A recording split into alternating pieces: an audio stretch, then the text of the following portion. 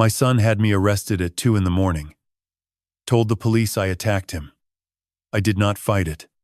I let them cuff me and drive me to the station in silence. But when the officer typed my name into the system, his fingers stopped. He looked at his screen. Then he looked at me. Then he picked up the phone. Within 40 minutes, the highest-ranking person I had ever served under was walking through that door. I truly appreciate you being here with me.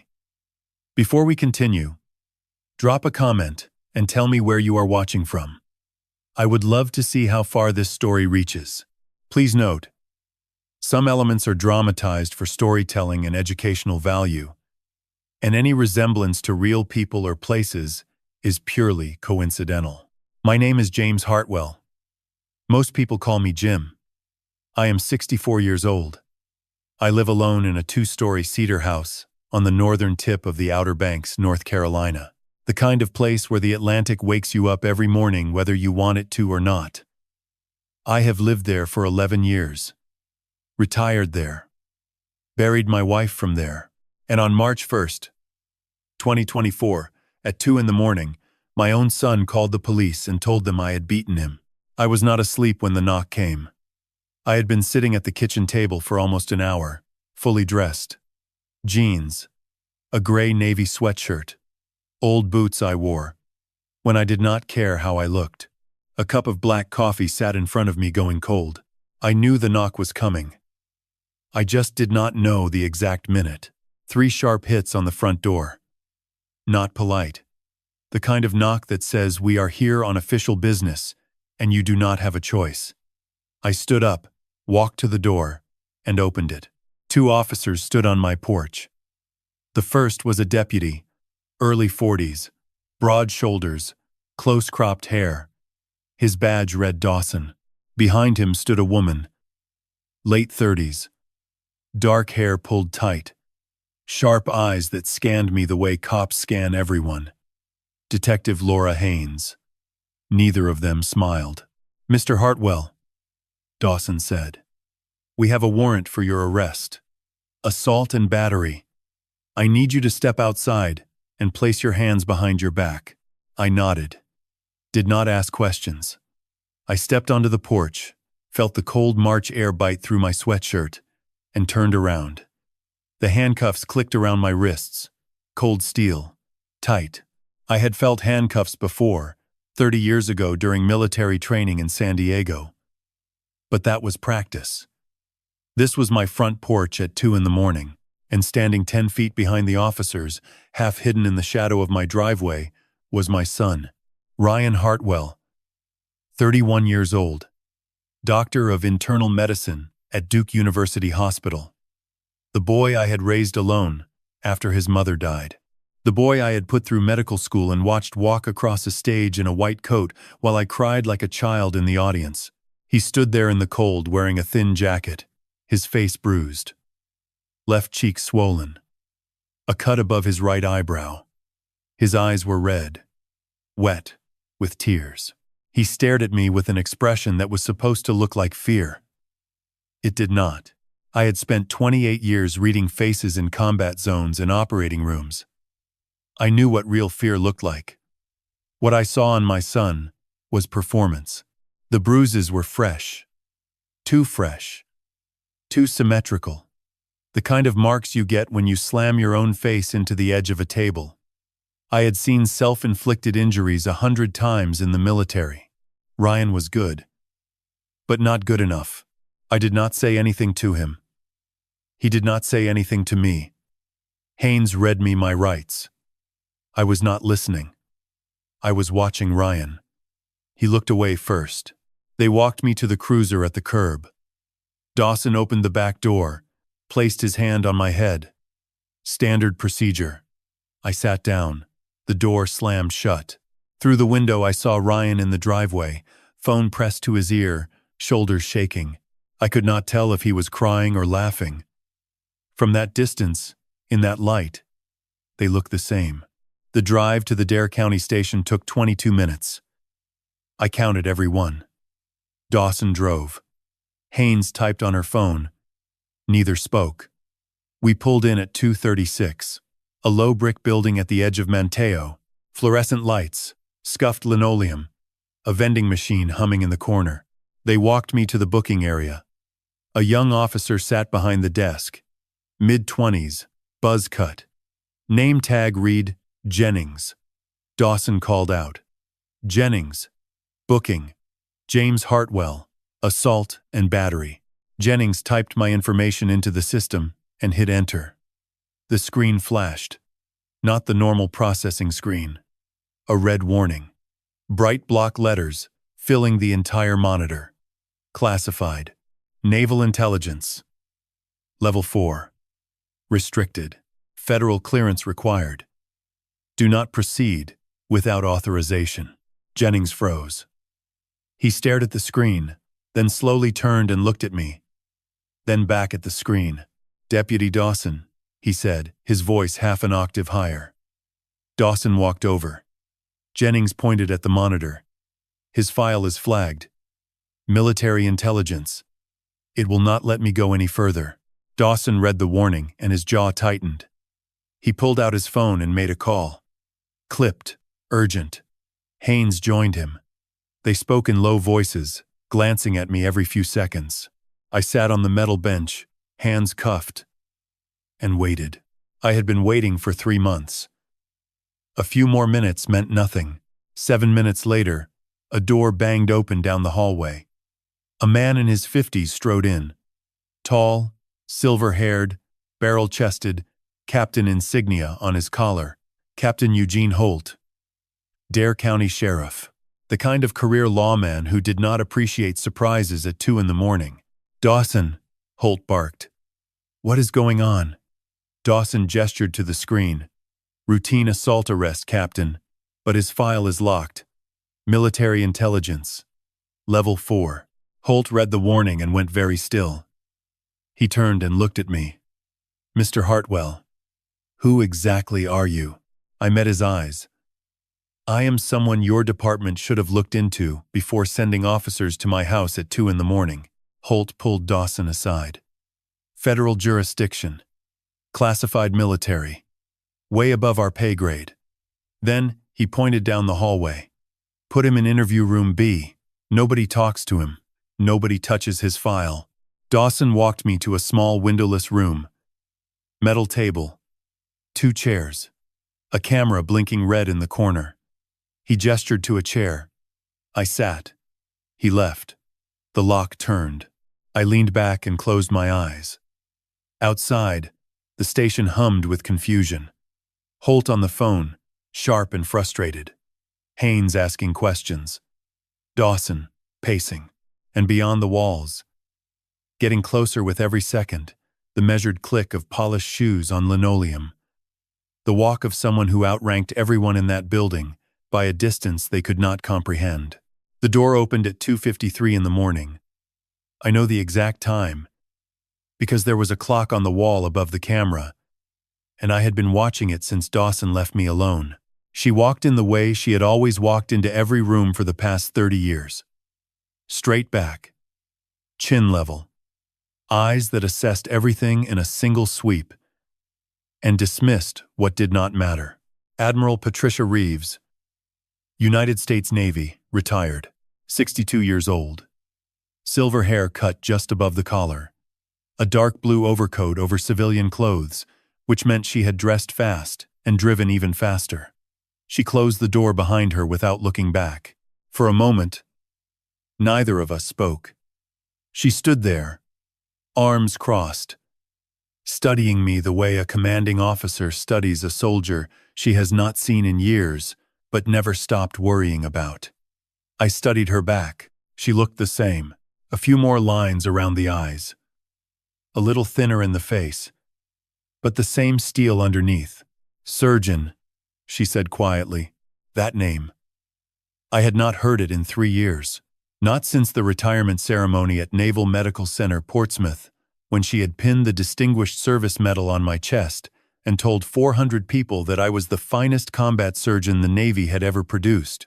I had not felt like the finest anything in a long time. Admiral, I replied. She pulled out the chair across from me and sat down. Outside the room, I could hear Captain Holt arguing with someone on the phone, Haynes asking questions that nobody had answers to, and somewhere beyond the station walls, my son, still performing his role as the frightened victim. Reeves placed both hands flat on the table. "Talk to me, Jim. I just received a call at 2:30 in the morning from Naval Criminal Investigative Service telling me that one of my former surgeons, a man with a Level 4 classified service record, has been arrested for assaulting his own son." She paused. "So either the world has lost its mind, or you are about to tell me something I am not going to like." I leaned forward. "My son is trying to kill me, Patricia." And I let him. Her expression did not change. 30 years commanding surgical teams in war zones teaches you not to flinch.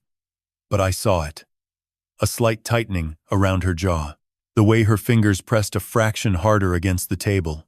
"Start from the beginning," she said. "Before I did, I need you to understand who I am. Not who they think I am.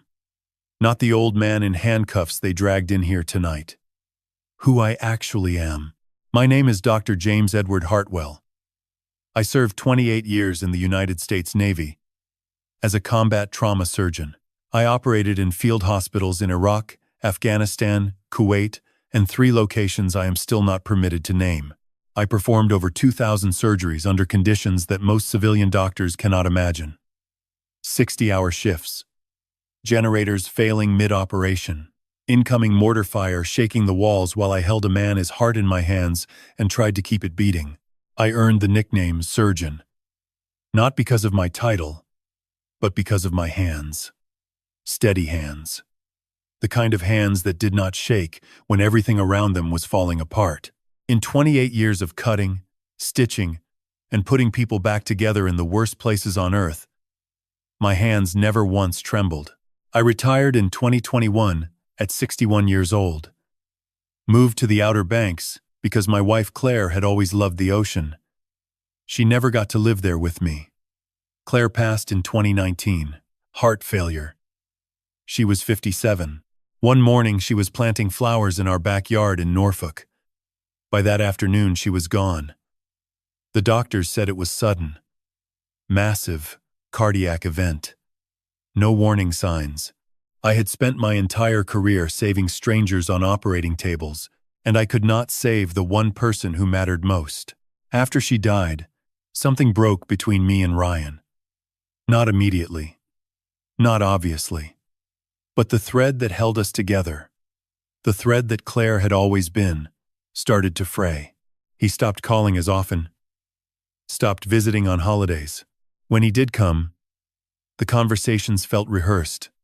Surface level. "How is work, Dad?" "Fine. How is yours?" "Fine." 2 men who shared blood and a last name and nothing else. I told myself it was grief, that he was processing it in his own way, that young men in their late 20s do not always know how to talk about losing their mother. I made excuses for him the way fathers do. I filled the silence with patience and told myself it would get better. It did not get better. It got worse in ways I never could have predicted. I moved to the Outer Banks in 2021, bought the Cedar House on the northern shore, the one Claire and I had looked at online during her last summer, sitting on the couch together scrolling through listings and dreaming about retirement. She had picked that house. I bought it for her, even though she was no longer there to walk through the door. Ryan helped me move in. Spent a weekend carrying boxes, assembling furniture, stocking the kitchen. For 2 days, it almost felt normal. He even smiled a few times. Real smiles. Not the ones he would learn to fake later. When he left that Sunday evening, he hugged me in the driveway and said, "Mom would have loved this place, Dad." That was the last honest thing my son ever said to me. For 2 years, I lived quietly. Swam in the ocean every morning. Read medical journals and history books. Cooked simple meals. Walked the beach at sunset. It was a lonely life, but it was peaceful. Ryan visited once a month, sometimes twice, always on weekends, always with food he had cooked himself, always with that careful, attentive smile that I mistook for love. Then in October 2023, my hands started shaking. I was sitting on the back deck one morning, holding a cup of coffee, watching the sun come up over the Atlantic, when the cup slipped. Not a dramatic crash, just a slight tremor in my fingers, enough to send coffee spilling over the rim and onto my knee. I set the cup down and stared at my hands. They were shaking. Both of them. Fine, rapid tremors, the kind you might not notice unless you were looking. But I was looking. And I was a surgeon. I had spent 28 years trusting those hands with other people's lives. I knew every nerve, every tendon, every muscle fiber from the shoulder to the fingertip. And I knew that what I was feeling was not normal. Reeves sat across from me in that cold little room, listening without interruption. She had always been good at that. Most commanders talk. Patricia Reeves listened. It was what made her dangerous and what made her trusted. I told her everything. Every detail. Every date. Every piece of evidence I had spent the last 3 months collecting. And it started with a question that only a surgeon would have thought to ask. Why were both hands shaking at the same time? The tremor got worse through October. Not fast, not dramatic. Just a slow, steady erosion of control that crept in a little more each day. By the second week, I was dropping things. A fork at dinner. A pen while writing. The TV remote slipped out of my hand twice in one evening. By the third week, I could not button my shirt on the first try. My fingers would hover over the buttonhole, trembling, refusing to cooperate. I started forgetting things too. Small things at first. The name of a medication I had prescribed 1,000 times. The title of a book I had just finished reading, where I had put my car keys even though they were in my pocket. Then bigger things. I walked into the kitchen one afternoon and could not remember why I was there. Stood in the middle of the room for a full minute, staring at the counter, waiting for my brain to catch up. It felt like fog rolling in over water. Slow, thick, swallowing everything. For the first time in my life, I was afraid of my own body, Ryan noticed. Or at least, he made it look like he noticed. He started coming every weekend, instead of once a month. Drove down from Durham on Friday evenings, 3.5 hours each way, loaded up with groceries and home-cooked meals. He would arrive around 8, unpack containers of soup and casseroles and pasta into my fridge, then sit across from me at the kitchen table and ask how I was feeling. "You look tired, Dad. Are you sleeping okay? You seem a little off. Have you been eating enough?" The concern in his voice was pitch perfect. Warm but not overbearing. Worried but not panicked. The kind of tone a good son uses when he sees his father aging and wants to help. I believed every word of it. Why would I not? He was my son. He was a doctor. He was the only family I had left. Every Saturday morning, Ryan would cook breakfast. Oatmeal with blueberries or scrambled eggs. Or his specialty, a thick chicken congee that Claire used to make when one of us was sick. He said he had learned the recipe from her old notebook.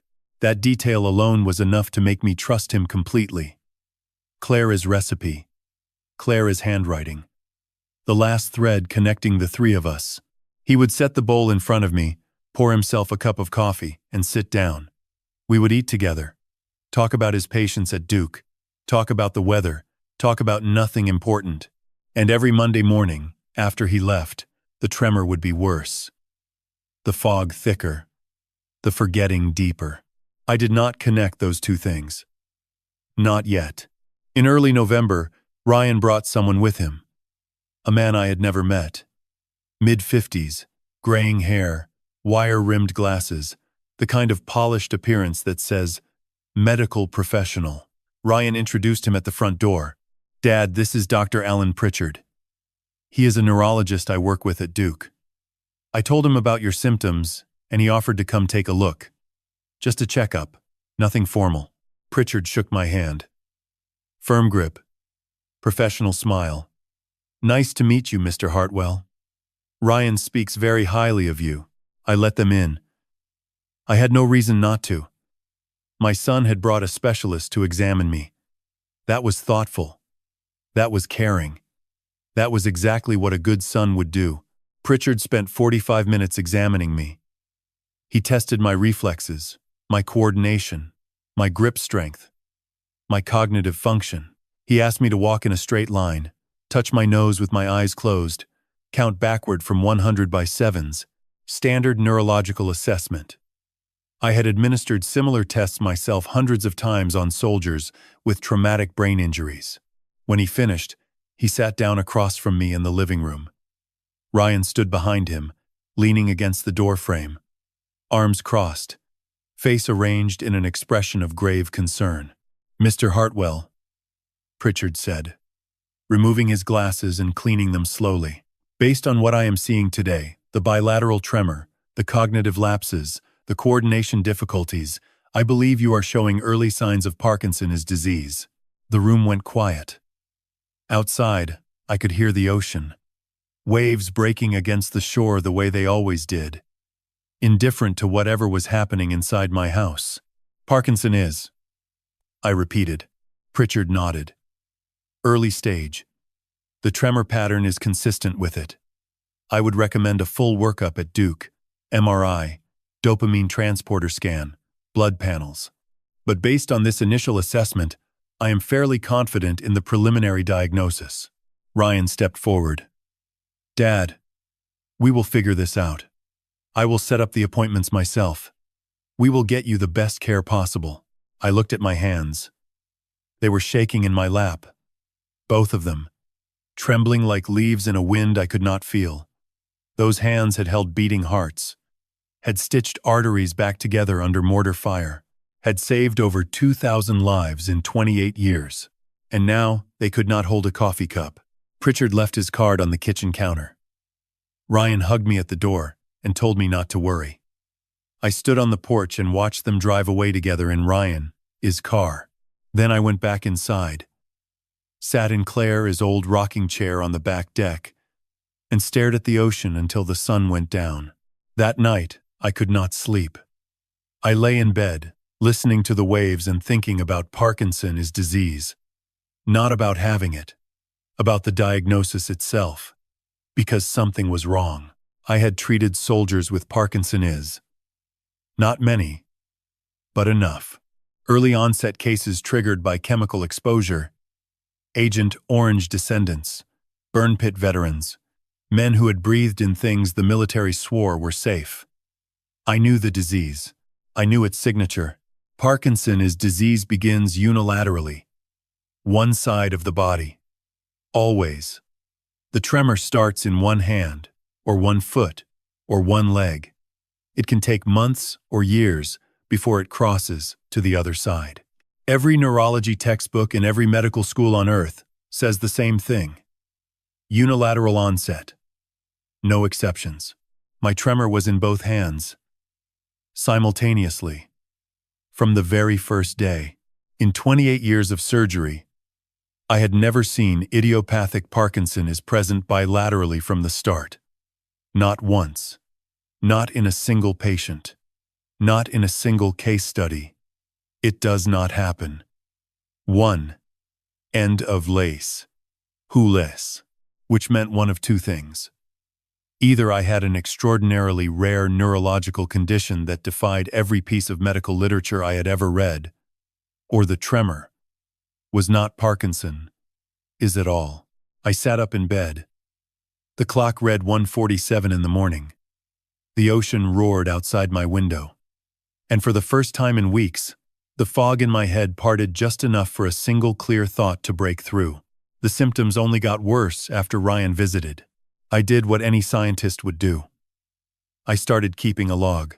November 18th, a Monday, the morning after Ryan left.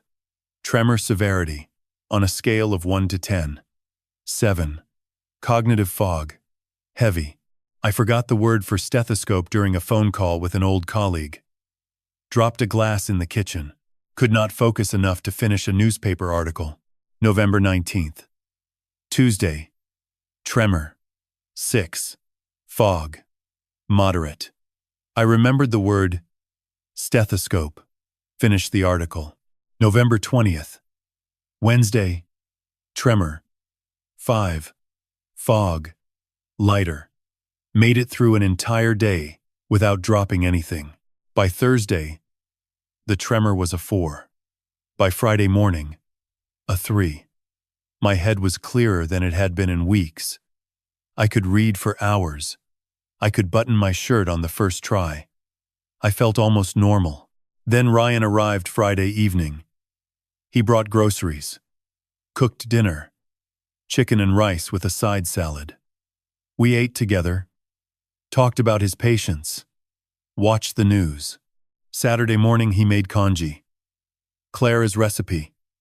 I ate every bite. Saturday afternoon, the tremor was back at 7. The fog rolled in like a tide. I could not remember what I had eaten for breakfast, even though Ryan had made it 3 hours earlier. I wrote it all down. Every day. Every number. Every meal. 2 weeks of data. Carefully recorded in a leather notebook I kept locked in the drawer of my nightstand. And the pattern was undeniable. Monday through Friday, my symptoms improved steadily. Saturday and Sunday, when Ryan was there cooking for me, they spiked. Every single week. No exceptions. 28 years of medicine taught me that disease does not follow a weekly schedule. Parkinson's does not get better on Wednesdays and worse on Saturdays. Cancer does not take weekends off. The only thing that operates on a 7-day cycle is human behavior. Someone was doing this to me. And that someone was in my house every weekend, standing in my kitchen, cooking my food. On December 2nd, I drove to Nag's Head. There is a small medical clinic on the main road. Outer Banks Family Practice. I had volunteered there for 2 years after I retired, helping with minor surgeries and trauma cases. The staff knew me. The equipment was accessible. I still had a key to the lab. I walked in at 8:30 in the morning, told the receptionist I was there to run some personal blood work, and she waved me through without a second thought. In the lab, I tied a tourniquet around my left arm, found the vein, and drew 3 vials of blood, labeled them with a fake patient number, ran the samples through the gas chromatography mass spectrometer myself. I knew how to operate every piece of equipment in that lab. I had trained on machines like these in Navy toxicology courses 30 years ago. The results came back in 4 hours. I sat at the lab bench and read them 3 times. Lorazepam, a benzodiazepine, prescribed for anxiety and insomnia, causes drowsiness, confusion, impaired coordination, memory loss. At sustained doses, it mimics cognitive decline, makes you look like you are losing your mind. Sertraline, an SSRI antidepressant. At certain dosages, combined with lorazepam, it amplifies side effects. Tremor, dizziness, brain fog. The combination would make any doctor look at you and think early neurological degeneration. I had never been prescribed either medication.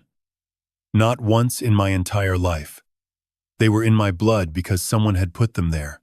I sat in that lab for a long time. The fluorescent lights buzzed overhead. The spectrometer hummed beside me. Outside, I could hear seagulls and traffic. Normal sounds. A normal December morning on the Outer Banks. And I was sitting there holding a printout that told me my son was drugging me. Not with street poison. Not with something crude or obvious. With prescription medications. Carefully chosen. Carefully dosed. Designed to mimic a degenerative disease. He had used his medical knowledge, his training, his understanding of pharmacology to slowly dismantle my mind. And he had brought a doctor to my house to confirm the lie. I did not call the police. I did not confront Ryan. I did not do anything that a normal person would do, because I was not a normal person. I was a man who had spent 28 years operating in environments where panic gets people killed. I folded the lab results, put them in my jacket pocket, drove home, and started planning. 3 days later, on December 5th, a package arrived at my door. I had ordered it online, using a prepaid card and a P.O. box in Kill Devil Hills. Inside were 8 micro-surveillance cameras, civilian models, but high quality, motion-activated, night vision capable, wireless transmission to a cloud server with encrypted access. Each one was the size of a shirt button. I installed them that afternoon. One in the smoke detector above the kitchen counter, one in the picture frame on the wall beside the stove, one in the base of the spice rack, one in the light fixture above the dining table, 4 more throughout the house, covering every entrance, every hallway, every room where Ryan spent time during his visits. Then I waited. Ryan arrived that Friday evening, December 8th. Same routine. Groceries, dinner, conversation. I watched him move through my kitchen, preparing food, setting the table, smiling at me across the counter. And I smiled back, ate what he gave me, or pretended to. I had learned to push food around the plate, take small bites, chew slowly, and spit into a napkin when he was not looking. I needed him to think his plan was working. Saturday morning, December 9th. Ryan woke up early and started cooking. I told him I was going for a walk on the beach. He said, "Great. Breakfast will be ready when you get back." I walked out the front door, circled around to the side of the house, and watched the camera feed on my phone through the encrypted app. The kitchen camera had a clear angle on the counter. Ryan stood at the stove, stirring the congee. Then he stopped, reached into his jacket pocket hanging on the chair, pulled out a small plastic pill bottle, opened it, tapped 2 pills into his palm, set the bottle down, picked up a spoon, crushed the pills against the countertop with the back of the spoon, grinding them into fine powder, scraped the powder into the congee, stirred it in, put the spoon in the sink, put the bottle back in his jacket, went back to stirring as if nothing had happened. 38 seconds. I timed it. I stood on the side of my house in the December cold, watching my son poison my breakfast on a 4-inch phone screen, and felt something I had not felt since the night Claire died. A hollowness so deep it swallowed everything else. Not anger, not shock, just empty. I watched that video 11 times that day. Each time, I told myself there had to be another explanation. A supplement he was adding to help me. A vitamin he had forgotten to mention. Something innocent. Something forgivable. But I was a doctor. I knew what lorazepam looked like in pill form. I knew what sertraline looked like. And I knew what it looked like when someone crushed them with a spoon and stirred them into food meant for a person who trusted them completely. My son was using his medical degree, the degree I had paid for with 20 years of military savings and a second mortgage on our house in Norfolk, as a weapon against his own father. And the question that kept me awake that night, staring at the ceiling while the ocean crashed outside my window, was not how. It was why. I needed help. Not the kind you get from a phone book or a search engine, the kind you earn in a place where people bleed for each other and do not forget it. On December 15th, I picked up the phone and called Carlos Medina, 58 years old, former Navy combat medic, now a licensed private investigator working out of a cramped office above a barber shop in Raleigh, North Carolina. Carlos answered on the 3rd ring. "Jim, been a while." "It has. I need your help, Carlos." A pause. Then, "What kind of help?" "The kind that stays between us." He did not ask why. He just said, "When do you want to meet?" That is who Carlos was. No questions when it mattered. And the reason went back 18 years. To a road outside Fallujah on a Tuesday afternoon in August 2006. I was 46 then. Chief surgeon attached to a Marine combat unit. Carlos was our senior corpsman, the medic who went out with patrols while I waited at the field hospital for whatever they brought back. On August 8th, our convoy hit an improvised explosive device 3 miles outside the base. The blast flipped the lead Humvee. I was in the 3rd vehicle. The concussion threw me sideways. Something cracked in my ribs. The world went white. When I came to, I was lying on the road. Dust everywhere. Blood running down my face. My right leg would not move. The Humvee was burning 20 feet away. Carlos pulled me out. He was bleeding from his forehead, his left arm broken, hanging at a wrong angle. But he crawled to me, grabbed my vest, and dragged me 40 meters to cover. Then he went back twice, pulled out 2 more Marines, set a tourniquet on a sergeant who had lost most of his left hand, called in the medevac. He did all of that with a broken arm. When I thanked him later in the field hospital, he shrugged and said, "You would have done the same, Doc. That was the covenant. You do not leave your people behind." We met the next day at a diner in Nag's Head. Carlos drove down from Raleigh. He looked the same. Stocky build, graying beard, flannel shirt, leather satchel that probably held more surveillance equipment than the Dare County Sheriff his office owned. I told him everything over black coffee.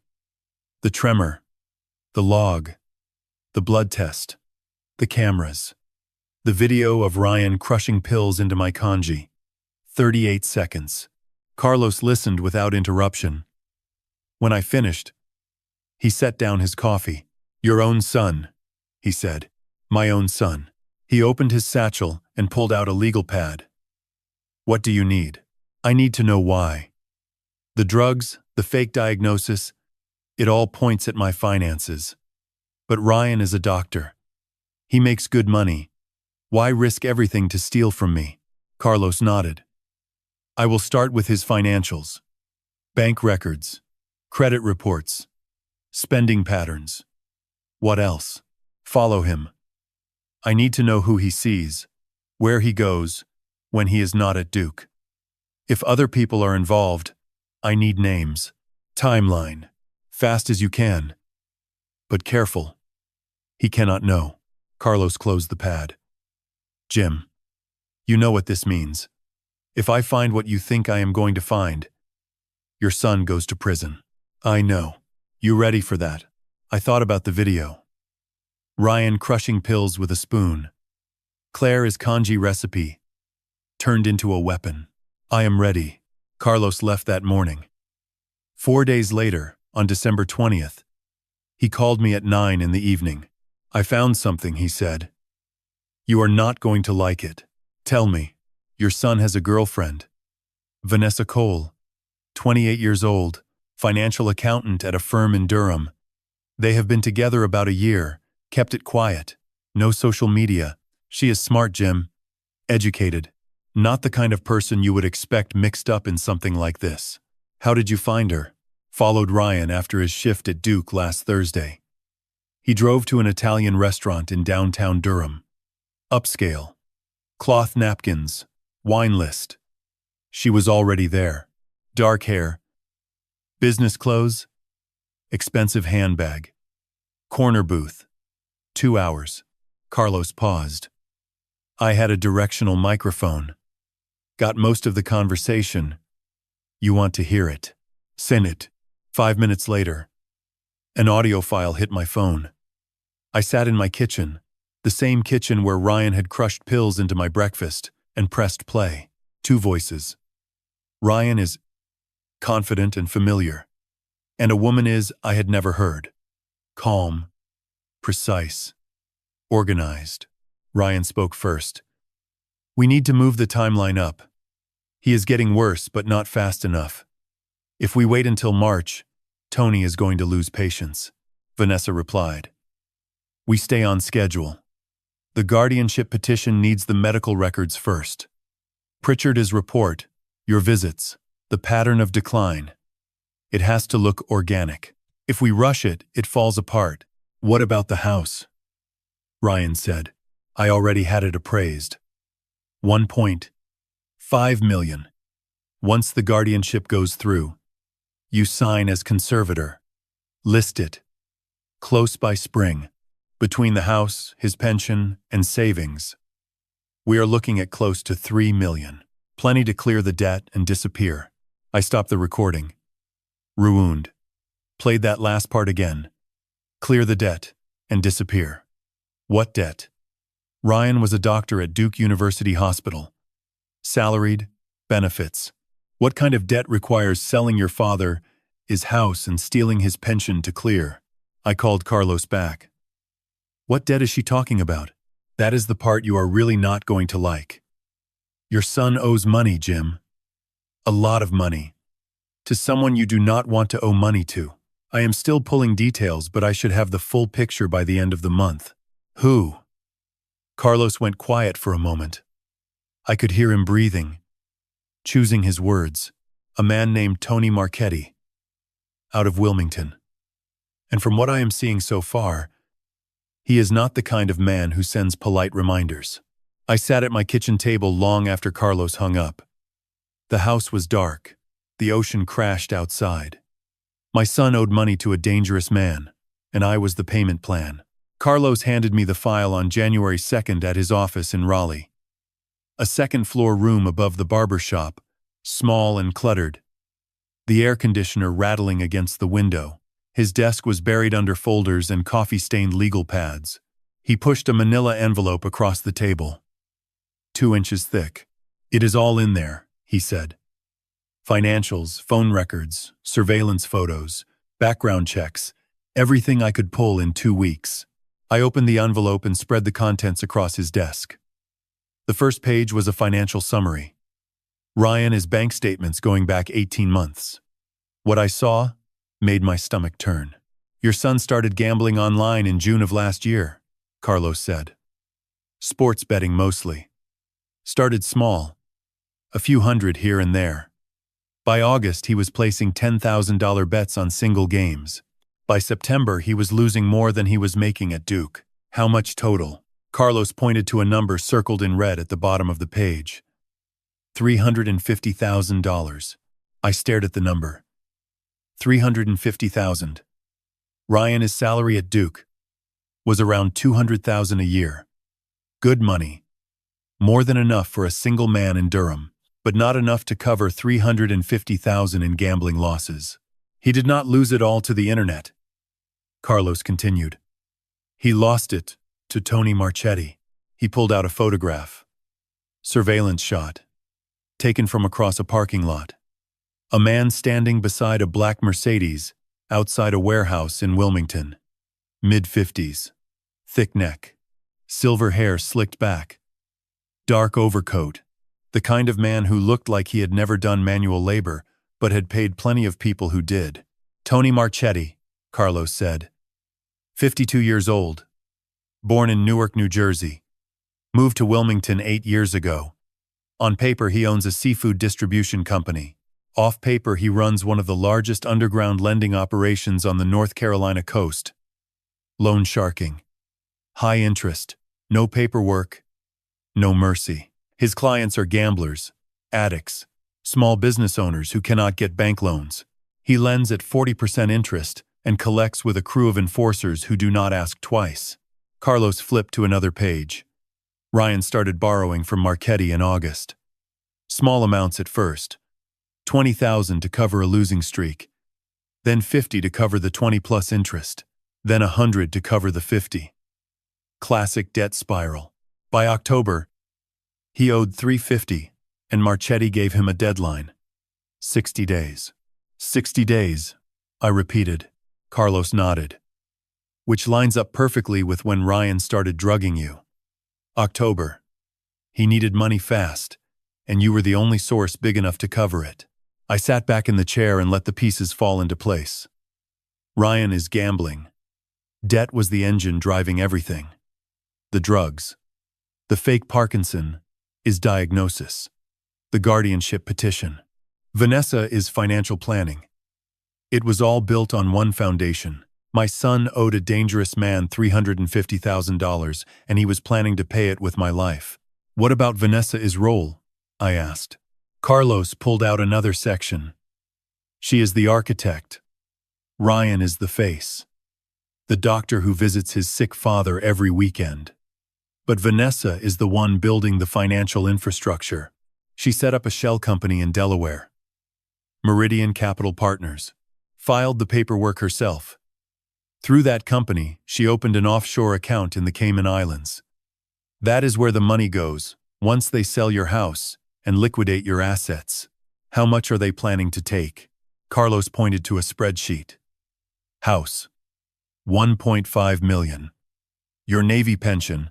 If they get conservatorship, they can redirect the payments. Your savings and investment accounts, another 400,000 roughly. Total estimated haul, close to 3 million. $3 million. That is what my life was worth to my son. Not even my life. My decline. My confusion. My helplessness. He was not planning to kill me outright. He was planning to erase me, turn me into a ward of the state, lock me in a care facility, and drain every account with my name on it. I need to see Marchetti myself, I said. Carlos looked at me. That is a bad idea, Jim. I need to know who we are dealing with. Not from a file. In person. Carlos studied me for a long moment. Then he sighed. I know where Ryan meets him. A bar in Wilmington. Place called The Anchor. Waterfront dive. Marchetti holds court there most Thursday nights. On January 10th, I drove to Wilmington. 3 hours south from the Outer Banks. I parked 2 blocks from The Anchor and walked in at 8:30 wearing a baseball cap, reading glasses, and a jacket I had bought at a thrift store that afternoon. Just another old man getting a drink. The bar was dim and narrow. Wood paneling, pool table in the back. A jukebox playing something I did not recognize. I sat at the far end of the counter, ordered a beer I did not plan on drinking, and waited.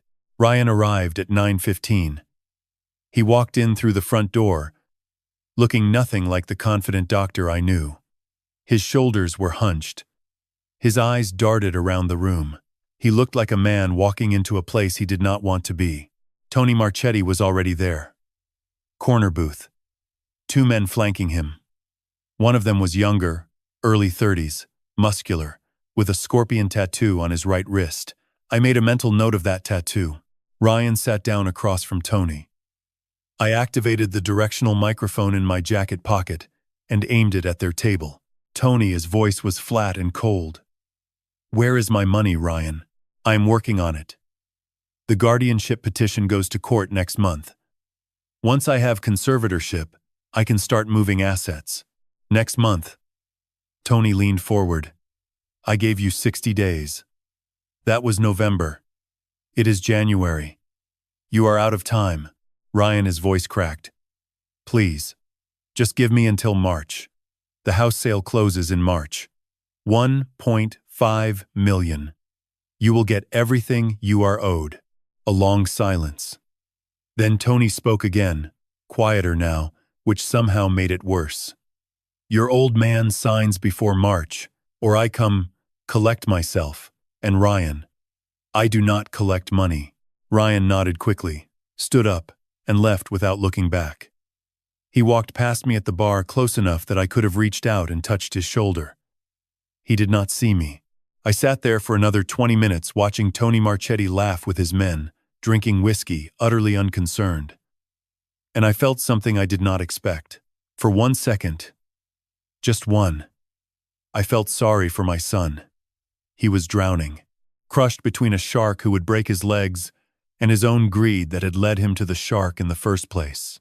Then I remembered the pills in my food. The memory of Claire as congee turned into poison, and the sympathy disappeared. The envelope arrived on January 20th.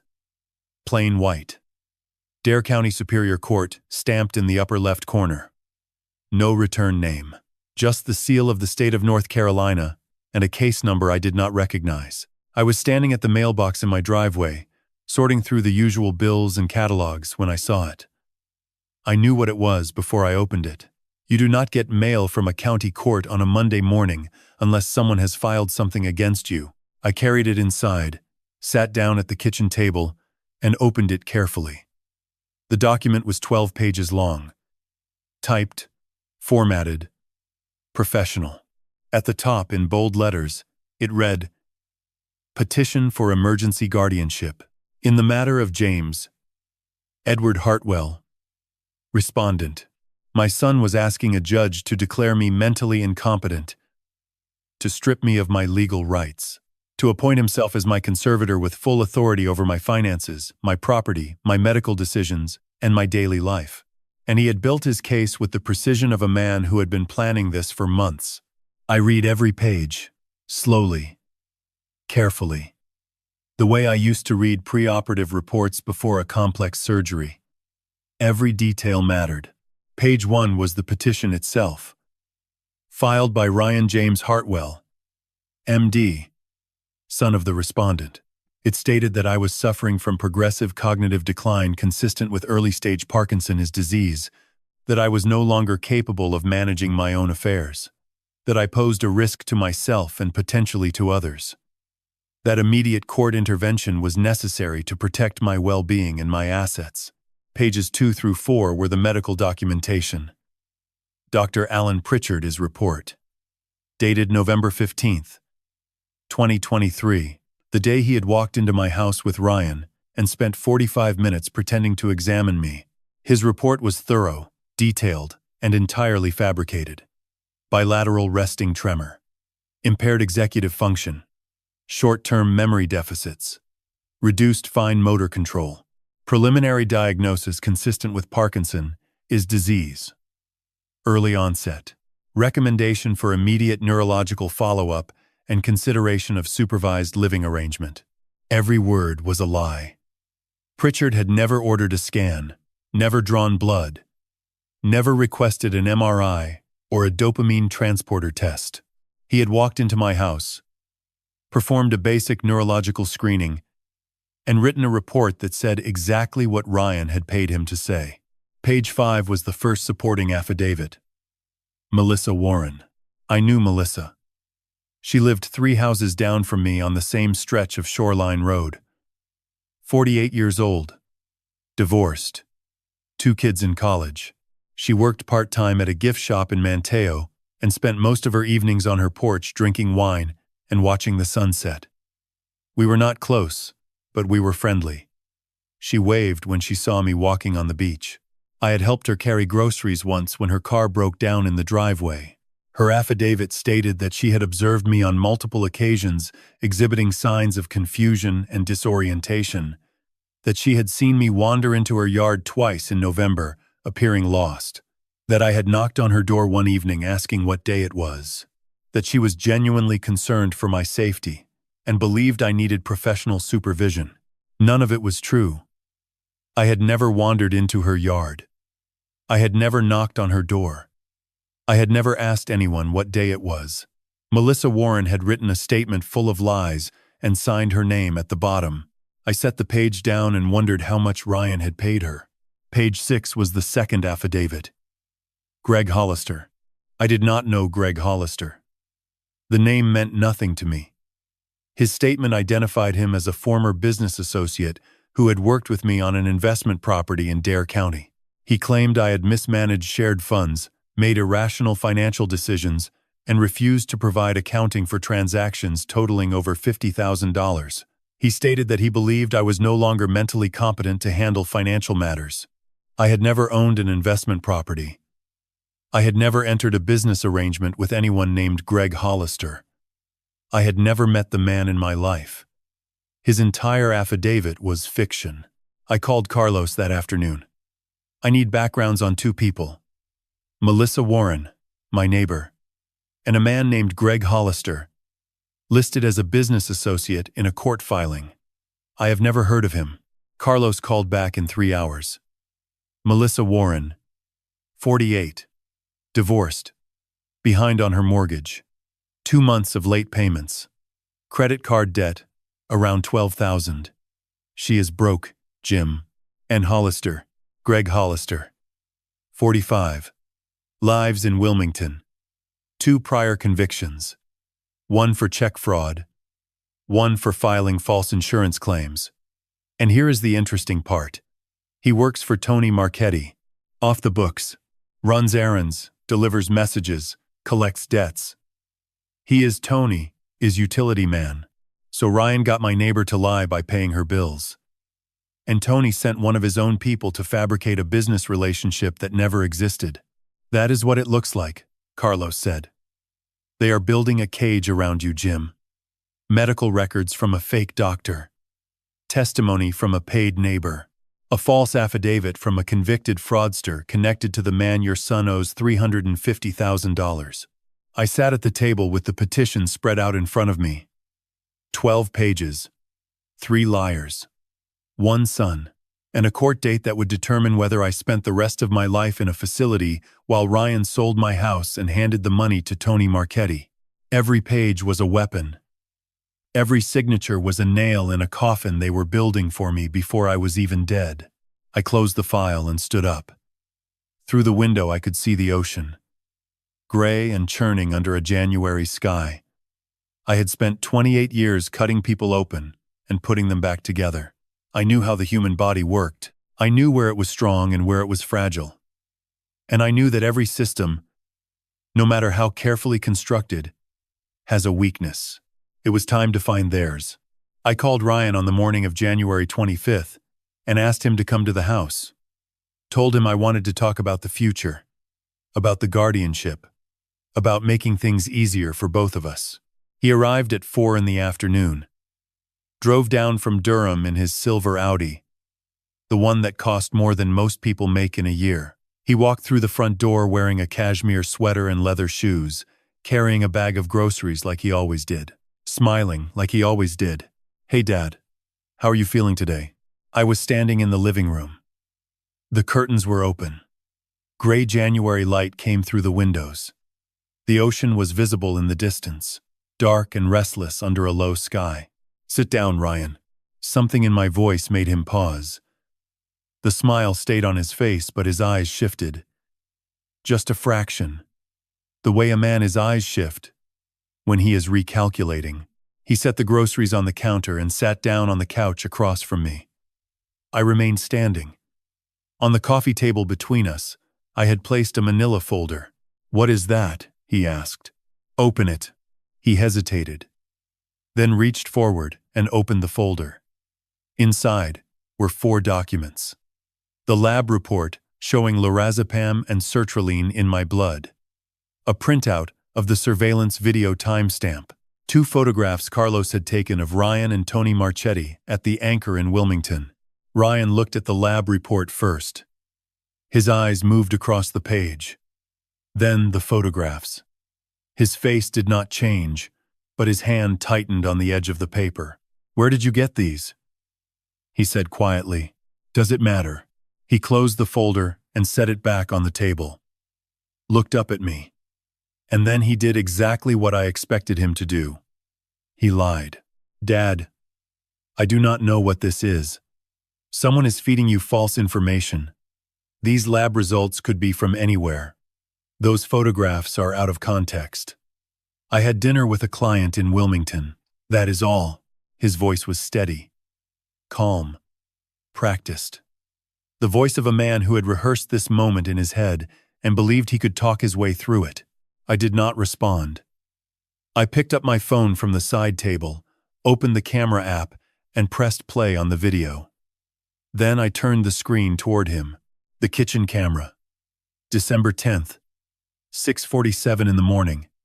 Ryan standing at my stove, reaching into his jacket, pulling out the pill bottle, crushing 2 tablets with the back of a spoon, scraping the powder into the congee, stirring, putting the bottle back. 38 seconds. I watched his face while he watched himself. The color drained out of his cheeks. His jaw tightened. His eyes went flat, the way they do when someone realizes the ground beneath them has disappeared. 10 seconds of silence. The longest 10 seconds of my life. Then Ryan spoke. His voice was different now. Lower. Stripped of the warmth he had been performing for months. "That is not what it looks like." "It is exactly what it looks like. Those were supplements, Dad. Turmeric and magnesium. For your inflammation. I was trying to help you. I had it tested. Lorazepam and sertraline. Prescription medications that mimic cognitive decline when combined at sustained doses. You know that because you are a doctor." Ryan stared at me. The mask was cracking, but it had not fallen off yet. He shifted tactics. Dad, listen to me. You have been confused lately. Forgetful. Paranoid. This is exactly what Dr. Pritchard was warning about. Your mind is creating connections that are not there. You need help. Professional help. Not conspiracy theories. Gaslighting. The same technique he had been using for months. Make the victim doubt their own mind. Turn the evidence into proof of the illness. I had seen it in interrogation manuals during Navy training. I had never expected to see it from my own son. Pritchard is not a real diagnosis, I said. He signed a report for money. I know that because the symptoms he documented do not match any known presentation of Parkinson is disease, bilateral onset, simultaneous tremor.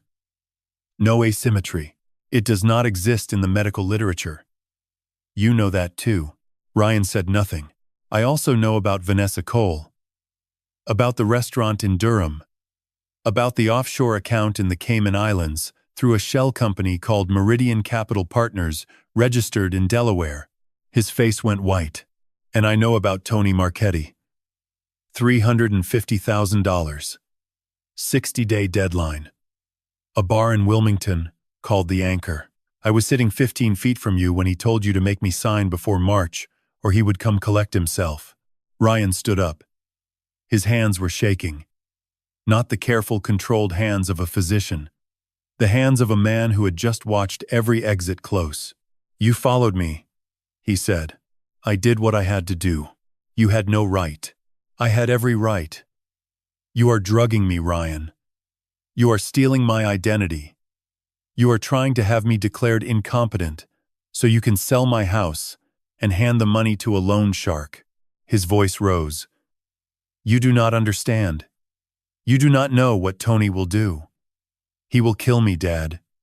Do you understand that? He will kill me if I do not pay. Then you should have come to me. You should have told me the truth. And said what? Dad, I am a gambling addict and I owe a criminal $350,000. Please write me a check. Yes. That is exactly what you should have said. Ryan laughed. A short, bitter sound. You would have been so disappointed. I am disappointed now. That hit him. I saw it land. His shoulders dropped. His jaw clenched. For a moment, he looked like the boy I remembered. The one who cried when his mother went to the hospital. The one who held my hand at the funeral. Then it passed. His face hardened. He straightened up and looked at me with an expression I had never seen before. Cold calculation. It does not matter what you know, he said. I have 3 witnesses. A doctor who examined you. A neighbor who watched you wander around confused. And a man who will testify you mismanaged shared finances. I have a court date. I have documentation. Who do you think a judge will believe? A Parkinson patient who thinks his son is poisoning him? Or a licensed physician with 3 corroborating witnesses? He picked up his jacket from the chair. Sign the conservatorship papers, Dad. Make this easy. Because if you fight me on this, I promise you, Tony has friends everywhere. Wilmington. Raleigh. Even out here. He stopped at the door. Turned back. You cannot win this. Then he said one more thing. The one thing he was never supposed to say in front of me. The thing that told me he had lost control entirely. Tony said if you do not cooperate, he will handle it his way. And trust me, Dad, you do not want that. He walked out. The door closed. I heard his car start. The gravel crunch. The engine fade down the shoreline road. I stood in the living room for a long time. The ocean kept crashing. The light kept fading. And I understood something clearly. My son was not in charge anymore. Tony Marchetti was.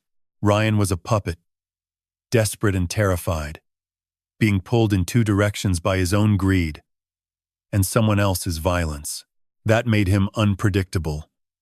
And that made everything more dangerous. 3 days after our confrontation, they stopped trying to take my money. They started trying to take my life. January 28th. A Tuesday night. I went to bed at 10:30, same as always. Locked every door, checked every window, set the alarm system I had installed 2 weeks earlier. Motion sensors on the ground floor, magnetic contacts on every entry point. The cameras were recording to the cloud. I had done everything I could to make that house secure. It was not enough. I woke at 3:15 in the morning to the alarm screaming. The panel beside my bed showed a breach on the ground floor. Laundry room window. I grabbed the flashlight from my nightstand and went downstairs. The laundry room window was open. The latch had been forced from outside with a flat tool, probably a pry bar. Cold air was pouring in. I checked the house room by room. Kitchen, living room, office, nobody there. Whoever had come in was already gone, but they had taken something. My office desk had been opened. The bottom drawer, the one where I kept important documents, was empty. My original will, the deed to the house, my pension statements, my bank account summaries, all gone. I pulled up the camera footage on my phone. The laundry room camera had caught everything. 2:47 in the morning. A figure, dressed in black, climbed through the window. Tall, broad shoulders, moving fast and confident. He wore a ski mask and gloves. He went straight to the office, as if he already knew exactly where the documents were. Opened the drawer, took the contents, and left through the same window. Total time inside the house: 3 minutes and 12 seconds. This was not Ryan. Ryan did not move like that. Ryan did not know how to pry open a window without breaking it. This was someone trained. Someone who had done this before. Someone sent by Tony Marchetti. I could not see his face. The ski mask covered everything, but the camera caught one detail. When he reached for the window frame on his way out, his right sleeve pulled back. On his wrist, a tattoo. A scorpion. The same tattoo I had seen on the man sitting next to Tony Marchetti at the Anchor 3 weeks earlier. I called Carlos at 6 in the morning. Someone broke into my house last night. Took my will, my deed, my financial documents, professional job. Camera caught him, but he was masked. Scorpion tattoo on his right wrist. Carlos was quiet for a second. Tommy Greco, 30 years old. Tony is enforcer. That scorpion ink is his signature. I have seen it in 3 other surveillance photos. So Tony is making direct moves now.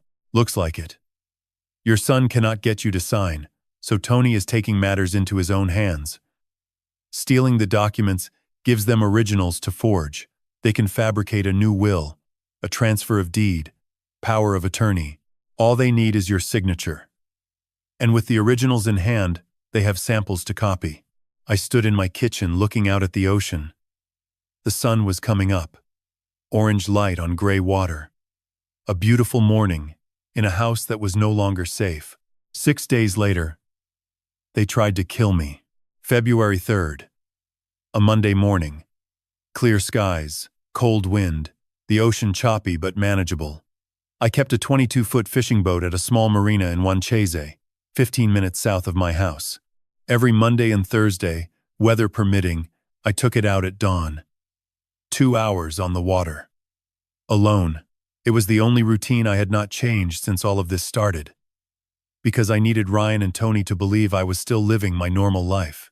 I launched at 6:30 and headed northeast, running parallel to the shoreline. The engine hummed. The salt air hit my face. For 10 minutes, I almost forgot what was happening to my life. Then the steering failed. I was 400 meters offshore when the wheel went loose in my hands. No resistance. No response. The boat lurched hard to the right, caught a wave sideways, and the bow swung around. I grabbed the wheel and turned it. Nothing. The cable connecting the helm to the outboard had snapped. Or been cut. The boat was drifting broadside to the swells now. February ocean off the Outer Banks. Water temperature, around 12 degrees Celsius. Air temperature, not much warmer.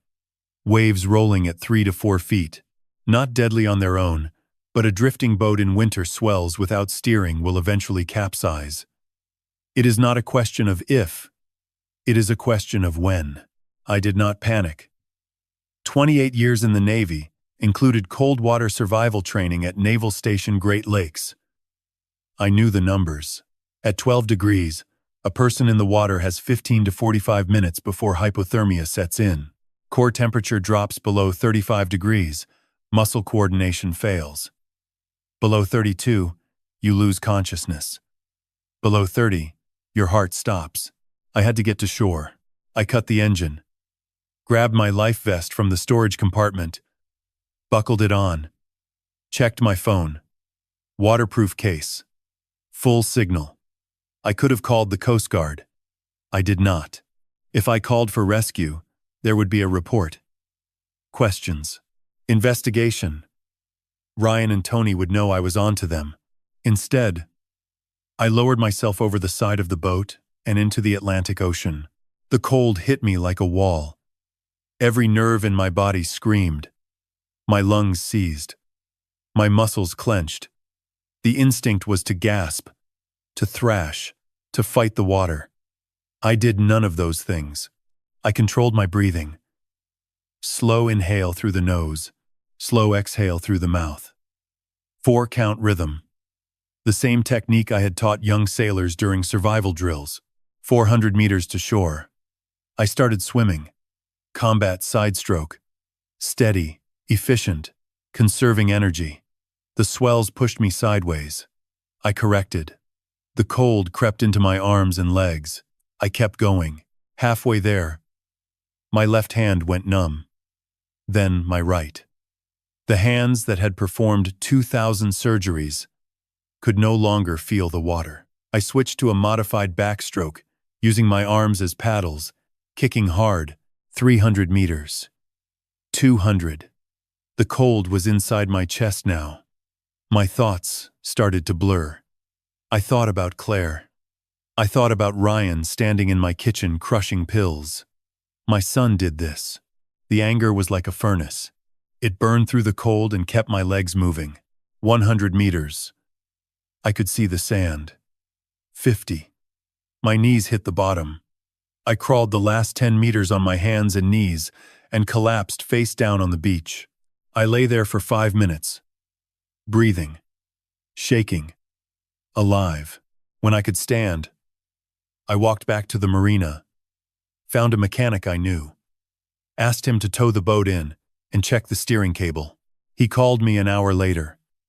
Cable was cut, Mr. Hartwell. Clean cut. Someone took a blade to it. You are lucky you were not further out. I was not lucky. I was trained. And I was angry. After the boat, I fortified the house. Replaced every window latch with deadbolt locks. Installed motion sensor floodlights along the driveway and the back deck facing the ocean. Added 4 more cameras to cover blind spots the original 8 had missed. Bought a marine-grade padlock for the gas valve behind the stove and locked it shut every night before bed. Old habit. From years of living in field hospitals overseas, where gas leaks and electrical fires were constant threats, I had always been careful. Now I was obsessive. Carlos came down from Raleigh and spent an afternoon walking the property with me. Checked every entry point. Tested every camera angle. Set up a secondary alert system that would ping both our phones if any sensor triggered between 10 at night and 6 in the morning. You need to sleep, Jim, he said before he left. You look like you have not slept in a week. He was right. I had not. Every night I lay in bed listening to the ocean and waiting for the next attempt. The boat had been calculated. Professional.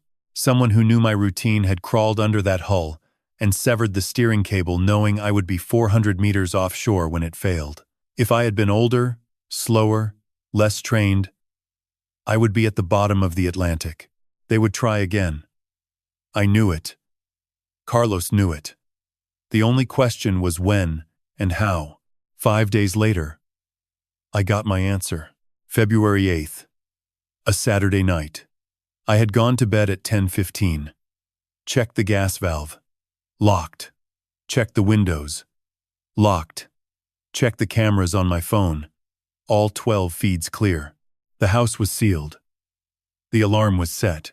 I closed my eyes. At 11:03, I woke up. Not from a sound, from a smell. Gas. Not a faint whiff. A thick chemical stench that filled my bedroom like a fog. The kind of smell that makes your brain skip past thought and go straight to survival. I threw off the covers and moved. Down the stairs, fast but controlled. The smell got stronger with every step. By the time I reached the kitchen, it was overwhelming. My eyes watered. My throat burned. I held my breath and looked at the stove. The burners were off. Everything looked normal. But the gas valve behind the stove, the one I had padlocked shut 3 hours earlier, was wide open. The padlock was on the floor, cut clean through with bolt cutters. Someone had been inside my house while I was sleeping. Had stood in my kitchen, 10 feet from the staircase that led to my bedroom, and opened that valve knowing the gas would fill every room. One spark from a light switch. One click of a thermostat relay. One static discharge from a wool blanket. And the entire house would have become a fireball. I did not turn on any lights. I moved through the dark, opening every window on the ground floor by feel, unlocked the front door, and walked outside into the February night. The air hit me like cold water. Clean. Safe.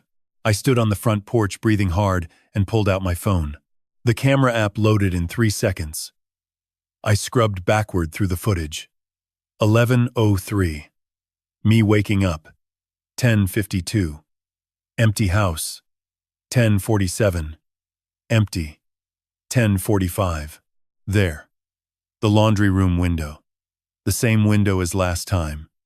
A figure in black prying it open. The upgraded latch held for about 4 seconds before he forced it with a crowbar. He climbed through. Moved straight to the kitchen. Crouched behind the stove. Pulled bolt cutters from a backpack. Cut the padlock. Reached behind the stove and turned the gas valve to full open. Stood up. Looked around the kitchen once. Left through the laundry room window. 2 minutes and 15 seconds. In and out. I zoomed in on the footage. Frame by frame. The ski mask covered his face again. Black gloves. Black clothes. But this time, when he reached up to pull himself through the window on the way out, both sleeves rode up past his wrists. Right wrist. Scorpion tattoo. Clear as daylight, under the infrared camera. Tommy Greco. Again, I called the gas company emergency line. Reported a major leak. They arrived in 18 minutes. A technician, in a yellow vest, spent 40 minutes venting the house and checking the lines. He found the open valve and the cut padlock. Someone did this deliberately, he said. You need to call the police. I looked him in the eye. I know. He did not push it. Wrote his report. Told me the house was safe. Left. I called Carlos at midnight. Tommy Greco again. Gas valve this time. Cut through my padlock with bolt cutters. House was filling up while I slept. If I had stayed in bed another 30 minutes, one spark and the whole place would have gone up. Carlos was quiet for a long time. Jim, that is 3 attempts in 11 days. Theft, boat, gas. They are escalating. You need to call this in. Not yet. Robert, these people are trying to kill you. This is not surveillance work anymore. This is a homicide investigation. I know what it is. But if I call the police now, Tommy gets arrested. Ryan lawyers up. Tony disappears. The offshore accounts get emptied. The fake witnesses scatter. And I spend the next 2 years in court trying to prove something that a good defense attorney will tear apart piece by piece. So what is the play? I sat on my front porch in the dark. The ocean was invisible. Just a sound, waves breaking over and over in the blackness. The stars were bright and indifferent above me. 3 attempts in 11 days. Theft, sabotage, gas. They were getting bolder. sloppier, more desperate. Tony was losing patience with Ryan. Ryan was losing control of Tony. And somewhere between the two of them, I was supposed to be dead by now, but I was not dead. I was sitting on my porch in the cold, listening to the ocean, and thinking clearly for the first time in months. Because desperate people make mistakes, and the bigger the desperation, the bigger the mistake. I need to make a phone call, I told Carlos. One I have been saving for 3 months. Someone who can end this. All of it. In one night. Who? Someone who outranks everyone involved in this by a distance they cannot comprehend. Carlos was quiet for a moment. Then he said, "You are talking about the Admiral." I am talking about the Admiral. On February 10th, I drove to a federal building in Norfolk, Virginia, 4 hours north. I told no one where I was going. I left my phone at home in case anyone was tracking it. I used cash for gas and paid cash for lunch at a rest stop off Interstate 64. Old habits from 30 years of operating in environments where being followed meant being dead. Admiral Patricia Reeves met me in a secure conference room on the 3rd floor. No windows. Soundproof walls. A long table, with nothing on it except 2 bottles of water. She was already seated when I walked in. "Sama posture. Sama stale." She looked at me and did not smile. "You sounded bad on the phone," she said. I sat down across from her, opened the leather satchel I had brought, and spread everything across the table. The lab results. The camera footage on a tablet. The surveillance photographs. Carlos's full report. The audio recordings from the Durham restaurant and the Anchor in Wilmington. The guardianship petition. The affidavits from Melissa Warren and Greg Hollister. The gas company incident report. The mechanic's statement about the steering cable. 4 months of evidence, organized chronologically, cross-referenced and indexed. Reeves went through it methodically, page by page, recording by recording. She watched the video of Ryan crushing pills into my congee without expression. She listened to Tony Marchetti, his voice threatening my son in a Wilmington bar. She read Pritchard's fabricated diagnosis and the fake affidavits. It took her 90 minutes. When she finished, she set the last document down and looked at me. "My God, Jim, I need your help, Patricia. Not as a friend. As the former commander of Naval Medical Forces Atlantic. I need NCIS." She was quiet for a long time. Then she picked up her phone and made a call. "I need to speak with the director of the Naval Criminal Investigative Service." "Yes. It is urgent." "Yes. I will hold." 48 hours later, I sat in the same room with Reeves and 2 NCIS agents. They had reviewed everything. The plan was simple. We would wait for Ryan to make his final move. The moment he filed criminal charges against me, the moment he committed fully and believed he had won, 4 teams would move simultaneously. 7 targets. Every person involved in the conspiracy arrested at once before anyone could run, destroy evidence, or empty the offshore accounts. The waiting was the hardest part. 2 weeks. February 15th to March 1st. 14 days of pretending everything was normal while I knew exactly what was coming. Most people think the dangerous part of a military operation is the combat, the explosions, the gunfire. But anyone who has done it will tell you the truth. The hardest part is the waiting. Sitting still while the clock ticks. Going through the motions of ordinary life while a storm gathers on the horizon. I had done it for 28 years. I could do it for 14 more days. I went back to my routine. Swam in the ocean every morning. Made coffee. Read on the back deck. Kept the house clean. Answered the phone when Carlos called with updates. Pretended to eat whatever Ryan brought on weekends. Ryan visited on February 22nd, a Saturday. He arrived at his usual time, 4 in the afternoon, carrying grocery bags and wearing the same cashmere sweater he had worn during our confrontation. He walked through my door smiling, the same warm, careful, practiced smile. He cooked dinner, pasta with chicken and vegetables.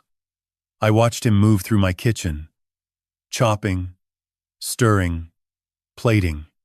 He did not add anything to my food this time. I think he had stopped the drugging after our confrontation, knowing I was watching. But the performance continued. The attentive son, the caring doctor. After dinner, he sat across from me at the table and folded his hands. "Dad, I have been thinking about your health, about the future. I found a care facility in Raleigh, Pine Ridge Assisted Living. It is really nice. Private rooms, gardens, a medical staff on site 24 hours. I drove out there last week and took a tour. I think you would like it." He pulled out a brochure from his jacket and slid it across the table. Glossy photographs, smiling, elderly people, manicured lawns. It looked like a resort. It was a cage. I picked up the brochure and looked at it for a long time. I needed him to believe I was considering it, that the drugs had done their work, that the confused, declining old man he had been building for months was sitting right in front of him, ready to surrender. "Maybe you are right, son," I said quietly. "I have been having trouble lately, forgetting things, getting confused. Maybe it is time." Ryan, his eyes lit up. Just for a second. A flash of triumph he could not quite hide. Then the mask slid back into place. "It is the right decision, Dad. I will handle everything. The paperwork, the move, all of it. You do not have to worry about a thing." I nodded slowly. Looked down at my hands. Let them tremble. That was the performance of my life. Sitting across from my son, watching him smile while he planned my destruction, and smiling back. Agreeing to be locked away in a facility while he sold my house and handed the money to a man who would have broken his legs if he had not. 28 years of surgery. 2,000 operations. Fallujah, Kandahar, Kuwait. Field hospitals with no electricity, no running water, no guarantee of surviving the night. None of it was as hard as that dinner. Ryan left the next morning, hugged me at the door, told me he loved me. I said it back. Watched his car disappear down the shoreline road. Then I went inside, locked the door, and sat at the kitchen table. The brochure was still there. Pine Ridge Assisted Living. I picked it up, tore it in half, and dropped it in the trash. 8 days. On March 1st, Ryan would make his move. I knew it the way a surgeon knows when a wound is about to open. The pressure was building. Tony's deadline had passed. The guardianship hearing was approaching. The offshore accounts were ready. Everything was in position. All Ryan needed was one more push. One final act that would put me behind bars and clear his path to everything I owned. He would call the police. He would accuse me of violence. And the moment those handcuffs clicked around my wrists, 4 teams would be moving into position across eastern North Carolina. The night of February 28th, I sat at my kitchen table with a cup of black coffee. The ocean crashed outside. The house was dark. My phone lay on the table, silent. I was ready. March 1st. 1:14 in the morning. I was sitting at the kitchen table in the dark when my phone buzzed. A text from Carlos. Ryan just left his apartment in Durham, heading south on Route 64. Alone. I set the phone down. 3.5 hours from Durham to the Outer Banks. But Ryan was not coming to my house. Not this time. He was going somewhere closer. Somewhere with a hard surface and a sharp edge. At 1:31, Carlos texted again. He pulled into a gas station in Plymouth. Went inside the bathroom. Came out 3 minutes later. Left side of his face is red and swelling. He hit himself, Jim. I read the message twice. My son had driven to a gas station bathroom in the middle of the night and slammed his own face into something hard enough to leave bruises. Then he got back in his car and kept driving. Not toward me. Toward the Dare County Sheriff's office. At 1:47, my phone buzzed one more time. He is at the station. He is going inside. I stood up. Walked to the kitchen counter. Picked up a second phone, a prepaid burner I had purchased in Norfolk 2 weeks earlier, and typed a single message to Admiral Reeves. He is filing now. Stand by, Reeves replied in 11 seconds. Copy. Teams on standby. Awaiting your signal. I put the burner in my back pocket. Went upstairs. Changed into jeans, a gray sweatshirt, old boots. Came back down. Sat at the table. And waited. The knock came at 2 in the morning. 3 sharp hits. I had heard them before in my mind 100 times over the past 2 weeks. I had rehearsed this moment the way I used to rehearse complex surgeries, visualizing every step, every variable, every possible outcome. I walked to the door and opened it. Dawson and Haynes stood on my porch, exactly as I had expected. Behind them, in the driveway, half hidden in shadow, stood Ryan. His face was bruised, left cheek swollen, cut above his right eye. Fresh, deliberate. A performance staged in a gas station bathroom 40 minutes earlier. He was crying, shoulders shaking, phone clutched in his hand. He looked at me with wide, wet eyes that were supposed to say, "I am afraid of you." They said something else entirely. They said, "I am almost free." "Mr. Hartwell," Dawson said, "we have a warrant for your arrest." "I know," I said. Dawson blinked.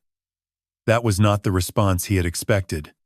People who are accused of assault usually protest, deny, demand explanations. I did none of those things. I stepped onto the porch, turned around, and placed my hands behind my back. The handcuffs clicked shut. Haynes read me my rights. I was not listening. I was counting seconds. They walked me to the cruiser. Dawson opened the back door. I climbed in. The door closed. Through the window, I saw Ryan standing in the driveway, still performing. Tissue pressed to his face, shoulders trembling. He was talking to Haynes now, gesturing toward the house, telling her whatever story he had prepared.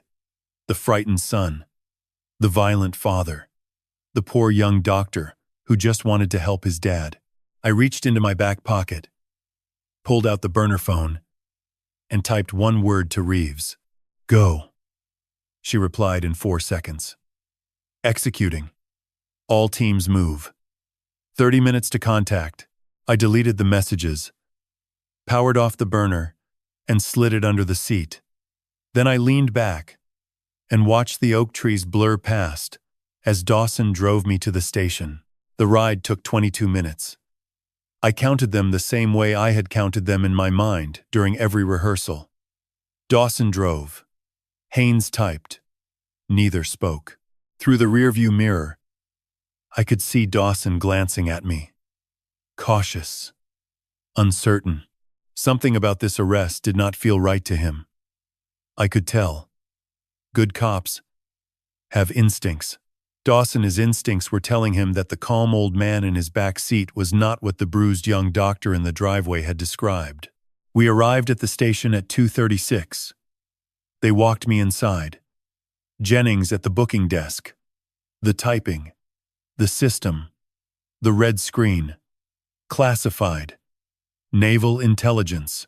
The silence that fell over the room like a power outage. I had already lived this moment once tonight.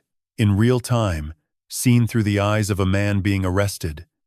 Now I was living it again in my memory, seen through the eyes of a man who had planned every second. Holt arrived. Demanded answers. Read the screen. Looked at me with confusion bordering on fear. Ordered me into interview room B. Dawson walked me down the hallway, uncuffed me, left. The lock turned. I sat in the metal chair and closed my eyes. Outside, the station buzzed with confusion. Holt making phone calls. Haynes pacing. Ryan's voice somewhere in the building, high and insistent, demanding to know why things were taking so long. At 2:53, the door opened. Reeves walked in, closed the door, looked at me. Surgeon, Admiral. She did not sit down. She stood with her arms crossed and studied me for a long moment. Then she turned, opened the door, and spoke to Captain Holt, who was standing in the hallway. 5 words. The 5 words I had been waiting 4 months to hear. Release him. He is one of mine. Holt started to protest. Reeves cut him off with a look that had silenced admirals and generals across 3 decades of service. She did not raise her voice. She did not need to. This man is a retired Navy commander with a Level 4 classified service record. He is the victim of a criminal conspiracy. The person who filed charges against him tonight is the primary suspect. I suggest you stand down, Captain, and let the people with jurisdiction handle this. Holt went pale. He nodded once and walked away. Reeves closed the door and sat down across from me. I gave her the short version. 4 months compressed into 5 minutes. She listened. When I finished, she pulled out her phone. How long until Ryan realizes something is wrong? She asked. He is in the lobby right now. Probably another 30 minutes before he starts asking why I have not been charged. Then we move now. She dialed a number. Waited 2 seconds. This is Admiral Reeves. Authorization code 773 Delta. Execute Operation Surgeon. All teams. Simultaneous. 30-minute window. Starting now. She hung up. Looked at me. It is done, Jim. 4 teams. 7 targets. By sunrise, every one of them will be in custody. I exhaled.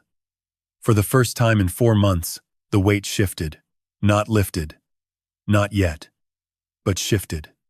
Like the moment in surgery, when the bleeding finally stops, and you know the patient is going to make it. Thank you, Patricia. She looked at me the way she had looked at me once before. In a hospital room in Norfolk, the day after Clara's funeral. The only person outside my family I had ever let see me without armor. You are the best surgeon I ever trained, Jim. I am sorry it came to this. Suanwi. I did not see the raids. I was sitting in interview room B at the Dare County station drinking burnt coffee from a paper cup and staring at a crack in the wall. Reeves had stepped out to coordinate. The station was quiet now. Holt had cleared his people from the hallway. Ryan had been moved to a waiting room on the other side of the building, still demanding answers that no one was authorized to give him. At 4:30 in the morning, 4 teams moved simultaneously across eastern North Carolina. I learned the details later.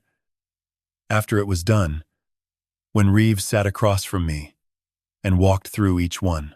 The first team hit Ryan's apartment in Durham, a 3rd-floor unit in a modern complex near the Duke campus. 6 agents. NCIS lead. FBI support. Agent Catherine Bishop ran point. 40 years old. Former military prosecutor. The kind of investigator who knocked once and meant it. They reached the door at 4:32. Bishop knocked. Federal agents.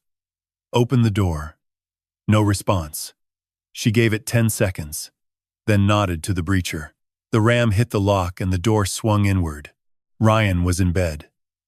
Not alone. Vanessa Cole was beside him, asleep in a Duke medical t-shirt that probably belonged to him. The bedroom light came on. Ryan sat up, blinking, confused. Vanessa screamed, "Ryan Hartwell." Bishop said, "You are under arrest for conspiracy to commit fraud, identity theft, administering a controlled substance without consent, and conspiracy to cause grievous bodily harm. Hands where I can see them." Ryan's first words were the same ones guilty people always say. "This is a mistake. My father is the criminal. You have the wrong person." Bishop cuffed him. Another agent cuffed Vanessa, who had gone silent the moment she saw the badges.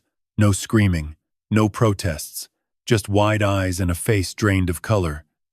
She knew. Reeves told me later that Vanessa did not say a single word during the arrest. Not one. That told them everything they needed to know about how prepared she was for this possibility. They searched the apartment for 40 minutes. Found Ryan's laptop containing the full financial plan. Spreadsheets with account numbers, transfer schedules, projected timelines. Found a burner phone with messages to Tony Marchetti.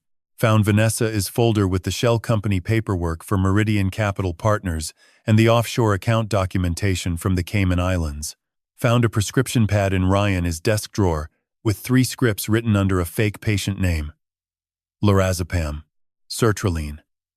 The same medications he had been crushing into my food for months.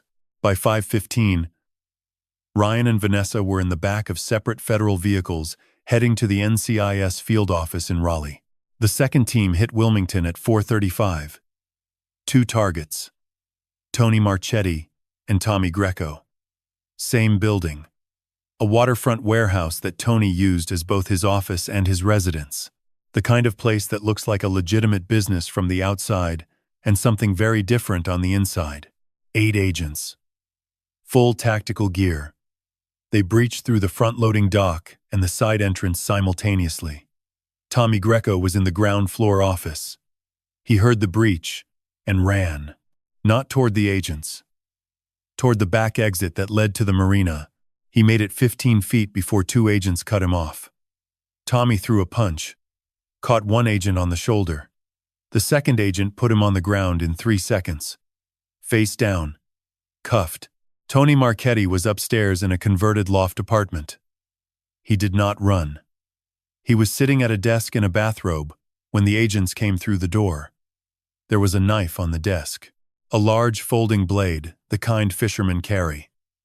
Tony's hand moved toward it. The lead agent drew his weapon and said one word. "Do not."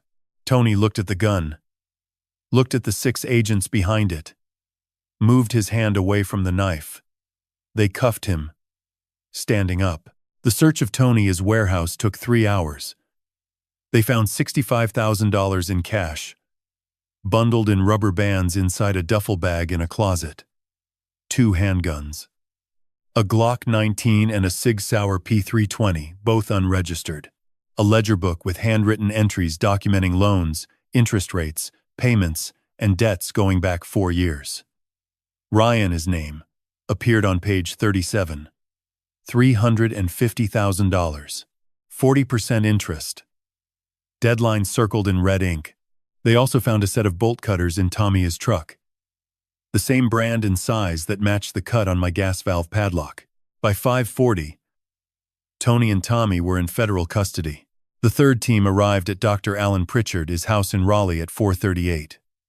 A neat colonial in a quiet suburban neighborhood. Pritchard answered the door in pajamas and slippers. He looked at the 3 agents standing on his porch, and his face went gray. "Dr. Alan Pritchard," the lead agent said, "you are under arrest for conspiracy to commit fraud and filing a false medical report." Pritchard did not resist, did not speak. He turned around, placed his hands behind his back, and let them cuff him. As they led him to the vehicle, he looked back at his house once. His wife was standing in the doorway in her robe, hand over her mouth. He looked away. The fourth team split into 2 units. One went to Melissa Warren's house on the Outer Banks. The other went to Greg Hollister's apartment in Wilmington. Melissa opened her door at 4:45. She was already awake, sitting in her kitchen drinking coffee. When she saw the agents, she started crying before they finished identifying themselves. She held out her wrists. "I knew this was coming," she said. "I knew it." Greg Hollister was not as cooperative. When agents knocked on his door in Wilmington, he did not answer. They heard movement inside. The sound of a toilet flushing. He was trying to destroy his phone. They breached the door and found him in the bathroom. Phone submerged in the toilet bowl. The data recovery team would pull everything off it within 48 hours. By 6:15, all 7 targets were in federal custody. Ryan Hartwell, Vanessa Cole, Tony Marchetti, Tommy Greco, Dr. Alan Pritchard, Melissa Warren, Greg Hollister. 4 teams, 7 arrests. 93 minutes from first breach to last pair of handcuffs. Reeves walked back into interview room B at 6:20 and told me it was done. I sat there for a long moment. The coffee had gone cold. The crack in the wall had not changed. But something inside me had shifted. 4 months of watching my son try to destroy me. 4 months of evidence, patience, silence, and control. And in 93 minutes, it was over. All of them, I asked. Every single one, Reeves said. Your son is on his way to Raleigh. Marchetti is in federal holding. The witnesses are already asking for lawyers. And the evidence: laptop, phones, financial records, prescription pads, $65,000 in cash, 2 illegal firearms. Tony is debt ledger, with your son, his name on page 37. She paused. It is airtight, Jim. I looked at my hands. They were steady. For the first time in months, they were completely steady. Admiral Reeves stood in the center of the Dare County station with a phone pressed to her ear and a calmness that made the fluorescent lights feel dimmer. I watched from the open door of interview room B. Captain Holt and his deputies stood along the far wall, silent, stripped of jurisdiction, reduced to spectators in their own building. Reeves ended the call and looked at me. 4 teams, she said. 7 targets. All moving now. Simultaneous entry at 03:30. That gives us 37 minutes. She turned to a young NCIS agent I had not seen before. He was already setting up a laptop on the booking desk, connecting to a secure feed. His name tag read, Sullivan, mid-20s, close-cropped hair, the kind of focus in his eyes that only comes from people who have done this before and know exactly what it costs when it goes wrong. Sullivan pulled up a map on screen. 4 blinking markers. North Carolina coast, stretched from Wilmington to Durham. Each marker represented a team, and each team had a target. Reeves pointed to the first marker. Team Alpha, Wilmington. Target is Tony Marchetti. His residence is a waterfront property on Wrightsville Beach. 3-bedroom. Security cameras. 1 known associate on premises. Entry through front and rear simultaneously. Lead agent is Commander Davis. She glanced at me. You remember Davis? I did. Rachel Davis. 41 years old. Former Navy intelligence officer who had transferred to NCIS 6 years ago. She had briefed me once, in 2018, during a joint operation in the Mediterranean. Calm voice, sharp decisions. Reeves continued. Team Bravo, Raleigh. Target is Dr. Alan Pritchard. His home address is confirmed. Single occupant.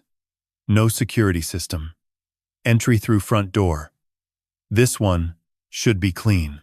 I thought about Pritchard. 55 years old. Neurologist. The man who had walked into my living room in early November examined me with a penlight and a tuning fork and told me I had Parkinson's disease. He had looked me in the eye and lied with the confidence of someone who had done it before. I wondered how many other patients he had diagnosed with conditions they did not have, how many families he had broken with a clipboard and a calm voice. Raleigh was about 3 hours from here. Bravo team was already in position. Team Charlie. Durham. Reeves tapped the 3rd marker. 2 targets. Vanessa Cole and Tommy Greco. I straightened. Both of them in Durham. Vanessa's apartment is on West Main Street, Reeves said. Greco has been staying at a motel 6 miles south. Separate entries, 90-second interval.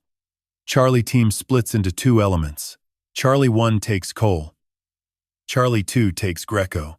Tommy Greco. 30 years old. The man with the scorpion tattoo who had broken into my house and stolen my documents. The man who had cut my boat's steering cable and left me drifting in 12-degree water 400 meters from shore. The man who had sliced the padlock off my gas valve and opened it while I slept. 3 attempts in 11 days. Each one designed to look like an accident or a burglary. Each one meant to kill me or weaken me enough that Ryan's plan would go unchallenged. I wanted to ask Reeves if Greco would resist. I wanted to know if Charlie 2 was prepared for the possibility that a man who cuts gas lines in the dark might not come quietly. But I said nothing. Reeves had planned this. She did not leave gaps. And Team Delta, she said. Her voice dropped half a register. Target is Ryan Hartwell, your son. The room went still. Holt looked at me. Sullivan paused his typing. Even the air seemed to hold. Where? I said. His apartment in Durham, near the Duke campus. Delta team is 4 agents. Lead is Special Agent Marcus Webb. They will enter at 03:30 with the others. I nodded. My throat was tight, but my hands were steady. Reeves walked closer. Jim. When Delta takes Ryan, they will read him his rights and transport him to the NCIS field office in Norfolk. He will be processed, photographed, and held pending arraignment. The charges will include conspiracy to commit fraud, elder abuse, administering controlled substances without consent, and conspiracy to commit assault. Additional charges may follow depending on what Pritchard and Cole provide during interrogation. I understood every word. I had spent 4 months preparing for them. But hearing the charges listed in Reeves's voice, in this room, under these lights, made them heavier than I expected. She handed me a printed sheet. Operation order. 7 names. 4 locations. Entry time confirmed 03:30. I read each name. Tony Marchetti, Dr. Alan Pritchard, Vanessa Cole, Tommy Greco, Ryan Hartwell, and 2 additional names I had not heard before. Vincent Capra, listed as Marchetti's financial handler. Derek Wynn, listed as a secondary enforcer connected to the boat sabotage. 7 people. 7 arrests. 1 coordinated strike. Sullivan looked up from his laptop. Ma'am. All 4 teams report ready. Standing by for execute order. Reeves checked her watch. 3:22. 8 minutes. She turned to me one last time. You built this case, Jim. 4 months of patience. 4 months of swallowing poison and pretending it was making you weak. Not many people could have done that. She paused. When this is over, you and I are going to have a longer conversation about what comes next. But right now, I need you to sit in that room and wait. Can you do that? I can do that. I walked back into interview room B. The metal chair was cold. The camera in the corner blinked red. I sat down, folded my hands on the table, and watched the clock on the wall. 3:26. 4 minutes. I thought about Claire. I thought about the kitchen where Ryan had crushed pills into her congee recipe. I thought about the ocean pulling me away from shore while my steering cable hung severed beneath the hull. I thought about the gas filling my house in the dark. 3:29. 1 minute. Then the clock hit 3:30. And somewhere out there, across 3 cities and 4 locations, 7 doors opened at the same time. The first call came at 3:34. 4 minutes after the doors opened, Sullivan's laptop chirped. He tapped the screen, read the message, and looked at Admiral Reeves. Alpha Team. Marchetti is in custody. No resistance. 1 associate detained on scene. Residence secured. Reeves nodded once. That was Tony Marchetti. The man who had loaned my son $350,000 at 40% interest. The man who had sent Tommy Greco to steal my documents, cut my boat's steering cable, and open my gas valve while I slept. The man who had sat in a Wilmington bar and told my son, "Your old man signs before March or I come collect myself." He was now in handcuffs in his own living room on Wrightsville Beach, and Commander Rachel Davis was reading him his rights. I felt nothing. Not relief. Not satisfaction. Just a quiet awareness that one piece had been removed from the board. 3:37. Sullivan's screen flashed again. Bravo team. Pritchard secured. No complications. Target was asleep. No other occupants. Dr. Alan Pritchard. The neurologist who had examined me in my living room and diagnosed me with early-stage Parkinson's disease he knew I did not have. The man who had pressed a tuning fork to my wrist and told me my brain was deteriorating when the only thing deteriorating was his ethics. He had been asleep. Of course he had. Men who lie for money sleep well. It is the people they lie to who stay awake at 3 a.m. staring at their shaking hands. Reeves turned to me through the open door. 2 down. 2 to go. I nodded. 3:41. The third report came in 2 parts, 90 seconds apart, just as Reeves had planned. Charlie 1. Vanessa Cole in custody. Apartment on West Main Street, Durham. She was awake, working on her laptop. She did not resist, but requested an attorney immediately. Of course she did. Vanessa Cole, 28 years old, financial accountant, the woman who had created a shell company called Meridian Capital Partners in Delaware and opened an offshore account in the Cayman Islands to funnel my assets after my son gained conservatorship. The woman who had told Ryan over dinner at that Italian restaurant, "It has to look organic." She understood systems. She understood legal architecture. And she understood that the first thing you do when the structure collapses is stop talking. Charlie 2. Tommy Greco in custody. Motel room, South Durham. Target attempted to flee through bathroom window. Apprehended in parking lot after brief foot pursuit. Minor abrasion on left forearm. No weapons found on person. He ran. I was not surprised. Tommy Greco was 30 years old and had spent his adult life doing things that required running afterward. The scorpion tattoo on his right wrist was now cataloged in an NCIS evidence file, along with photographs matching the footage from my cameras. The man who had broken into my home, who had tried to sink me in the Atlantic, who had filled my house with gas on a February night, had been caught running barefoot through a motel parking lot in his underwear. There was something almost pitiful about it. 3:44. 14 minutes since the operation began. 6 of 7 targets secured across 3 cities. 1 remaining. Sullivan looked at Reeves. "No report from Delta yet, ma'am." Reeves said nothing. She stood with her arms crossed, watching the screen. I sat in interview room B with my hands flat on the metal table and waited. Delta team was in Durham, near the Duke campus. 4 agents led by Special Agent Marcus Webb. Their target was my son. The silence stretched. 30 seconds. A minute. 90 seconds. I counted each one in my heartbeat. I told myself it was procedural. Entry, clearance, identification, rights, confirmation. Every step takes time. Every step has to be done correctly, or a defense attorney will dismantle it in court. But the silence kept going. 2 minutes. 2.5. Reeves glanced at Sullivan. "Get me Webb on comms."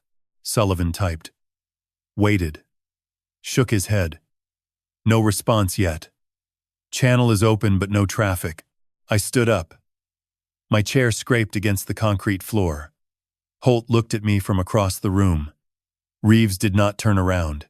3 minutes and 15 seconds. Then Sullivan's laptop chirped. He leaned forward, read the message twice, and his jaw tightened. "Ma'am," he said. "Delta reports. Apartment is empty. Target is not on location. Repeat. Ryan Hartwell is not on location." The room changed. I felt it in my chest before I processed it in my mind. The air thinned. The fluorescent lights seemed brighter. Reeves uncrossed her arms. "Explain," she said. Sullivan read from the screen. Delta entered at 03:30. Apartment was unlocked. Lights off. Bed made, but not slept in. Personal items present. Wallet and keys missing. Vehicle not in assigned parking space. Preliminary assessment is target departed voluntarily within the last several hours. Reeves turned to me. "Jim, where would he go?" I shook my head. "He filed the police report at 1:47. He was at the station. He watched them arrest me. Then he left." Sullivan pulled up a timeline. Ryan Hartwell departed Dare County Sheriff's Office at approximately 2:15 a.m. That is 1 hour and 15 minutes before Delta entry. His vehicle is a 2022 silver Honda Accord, North Carolina plates. He could be anywhere within a 75-mile radius, Reeves said. She picked up her phone. "I need an APB on Ryan Hartwell. 2022 silver Honda Accord. Last confirmed location Dare County at 02:15. Possible destinations include Durham, Raleigh, Wilmington, or Interstate 40 corridor heading west. Notify Highway Patrol, airport security at RDU and ILM, and bus terminals in all 3 cities. This is an NCIS federal warrant. Priority 1. She ended the call and looked at me. We have 6 of 7, she said. Your son is not going to get far. Every road, every airport, every station. We will find him before sunrise. I sat back down. The metal chair was colder than before. 6 people were in handcuffs. The operation was 90% complete, but the one person at the center of everything, the one who had crushed pills into my food, who had looked me in the eye and called it love, was somewhere in the dark between here and wherever he thought he could disappear to. The clock read 3:49. Dawn was still 2 hours away. Reeves worked the phone for the next 40 minutes. I stayed in interview room B and listened through the open door. Her voice was steady, but the intervals between calls shortened. She was pressing. At 4:12, Sullivan received an update from Highway Patrol. A 2022 silver Honda Accord matching Ryan's plates had been captured on a license plate reader heading westbound on US 64 near Columbia at 2:41 a.m. That was 26 minutes after he left the Dare County station. He was not driving toward Durham. He was driving inland, away from the coast, away from his apartment, away from everything. Reeves studied the map on Sullivan's screen. US 64 west. If he stays on this road, he hits Raleigh in about 2.5 hours. But he passed Columbia at 2:41. He has almost a 2-hour head start. She called Highway Patrol again. I need every camera on US 64 between Columbia and Raleigh checked for that vehicle. And extend the search to Interstate 95. If he turned south, he could be heading for the state line. I walked to the doorway. Reeves. He is not going to Raleigh. She looked at me. Why not? Because Vanessa is in Raleigh. He does not know she has been arrested yet, but he knows the plan is falling apart. He called the police on me, and then I disappeared into federal custody instead of county lockup. That was not supposed to happen. He is scared, and scared people do not drive toward their partners. They drive toward money. Reeves considered this. Where is the money? Vanessa set up a shell company. Meridian Capital Partners, registered in Delaware. But the offshore account is in the Caymans. He cannot get to the Caymans without a passport and a flight, which means he needs an airport. Not RDU, Reeves said. We have agents there already. Not Raleigh-Durham, I agreed. Too obvious. Too close. He knows that is the first place anyone would check. Sullivan pulled up a radius map. If he continued west on 64 and then turned south on 95, the nearest major airport outside our initial coverage would be Charlotte Douglas, approximately 4.5 hours from Columbia. He could arrive by 7 a.m. Reeves picked up the phone. I need NCIS liaison at Charlotte Douglas International. Federal warrant. Priority 1. Ryan Hartwell, 31, male, 6'1", dark hair, traveling light. Possible attempt to board an international flight. Check all departures to Caribbean destinations, particularly Grand Cayman and Nassau. Notify TSA and gate security.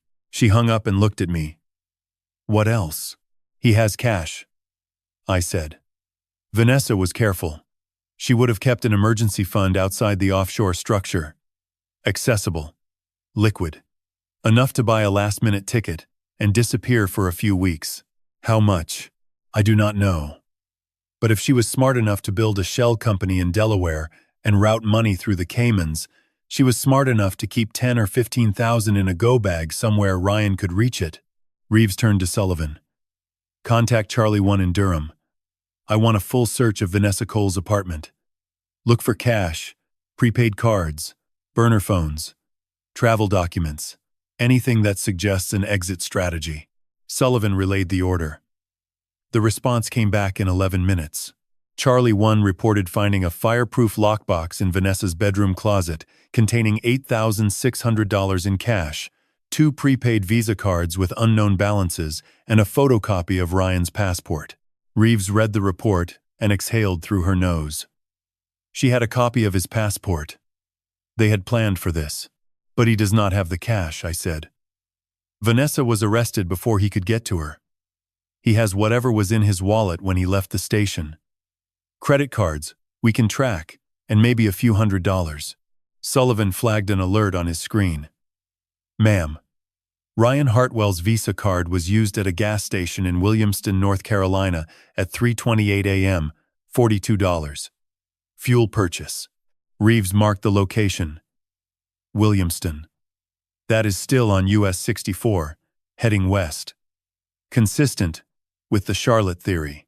Then another alert. Same card. 4:17 a.m. ATM. Withdrawal. $600. Location is a bank branch in Rocky Mount, North Carolina. He is pulling cash, Reeves said. He knows we will track the card. He is getting everything he can before he ditches it. I looked at the map. Rocky Mount was roughly halfway between the Outer Banks and Charlotte. If Ryan maintained highway speed, he would reach Charlotte Douglas by 6:30, maybe 7.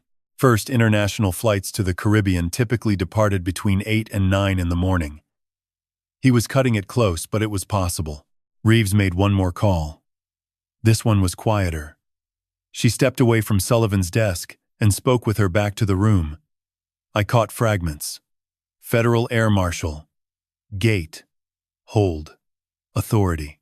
Do not board under any circumstances. When she returned, her expression had changed. Not softer. More certain. Charlotte is covered, she said. TSA has his photograph. Every gate agent on international departures has been briefed. If he sets foot in that terminal, he will be identified before he reaches security. And if he does not go to Charlotte, I said, then he is driving blind with $600 and no plan. Every highway camera in North Carolina is looking for his plates. Every airport in the state has his name. Every bus terminal. Every rental car counter. She paused. He is 31 years old, Jim. He is a doctor, not a fugitive. He does not know how to disappear. He knows how to write prescriptions and read charts. Running is not a skill. It is a panic response. And panic runs out of road. I wanted to believe her. I did believe her, mostly. But there was a part of me that understood something Reeves did not. Ryan was my son. I had watched him grow up. I had seen him solve problems under pressure, adapt to new environments, learn systems quickly. He had graduated from Duke. He had completed a medical residency. He was not stupid. Desperate. Yes. Reckless, yes. But not stupid. The clock read 4:31. The sky outside the station windows was still black, but the darkness had thinned at the edges. Dawn was coming, and my son was somewhere on a highway in the middle of North Carolina, driving west with $600 and a closing window. Sullivan's screen chirped again. He read the message and looked up. Ma'am. Highway Patrol. They found the vehicle. Sullivan read the report aloud. Highway Patrol located the 2022 silver Honda Accord on the shoulder of Interstate 95 southbound, mile marker 147, near Smithfield, North Carolina. Vehicle is unoccupied. Engine cold. Keys on the front seat. No signs of struggle. No personal belongings inside. Reeves closed her eyes for exactly 2 seconds. When she opened them, she was already moving. He ditched the car, switched vehicles, or got a ride. Sullivan. Pull every camera within a 5-mile radius of that mile marker. Gas stations, intersections, highway on-ramps. And check ride-share records. Uber, Lyft, anything. Sullivan worked fast. His fingers moved across the keyboard with a rhythm that reminded me of surgeons I had trained. Efficient, no wasted motion. I stood at the doorway of interview room B and stared at the map on the screen. Smithfield, south of Raleigh. He had turned south on 95 instead of continuing west to Charlotte. Reeves and I had been wrong. Or Ryan had changed his mind mid-drive. Or he had never planned to go to Charlotte at all and the westbound route was a feint. My son was smarter than I wanted to admit. Reeves was on the phone again. I need a K9 unit at mile marker 147, I-95 southbound. And expand the APB. He may be in a different vehicle now. Check every rideshare pickup within 10 miles of Smithfield between 4 and 5 a.m. Sullivan looked up. Ma'am. Camera footage from a Pilot gas station 2 miles south of the abandoned vehicle. Timestamp 4:23 a.m. A man matching Ryan Hartwell's description exited a silver Honda Accord and approached a commercial truck parked at the diesel pumps. He spoke with the driver for approximately 90 seconds.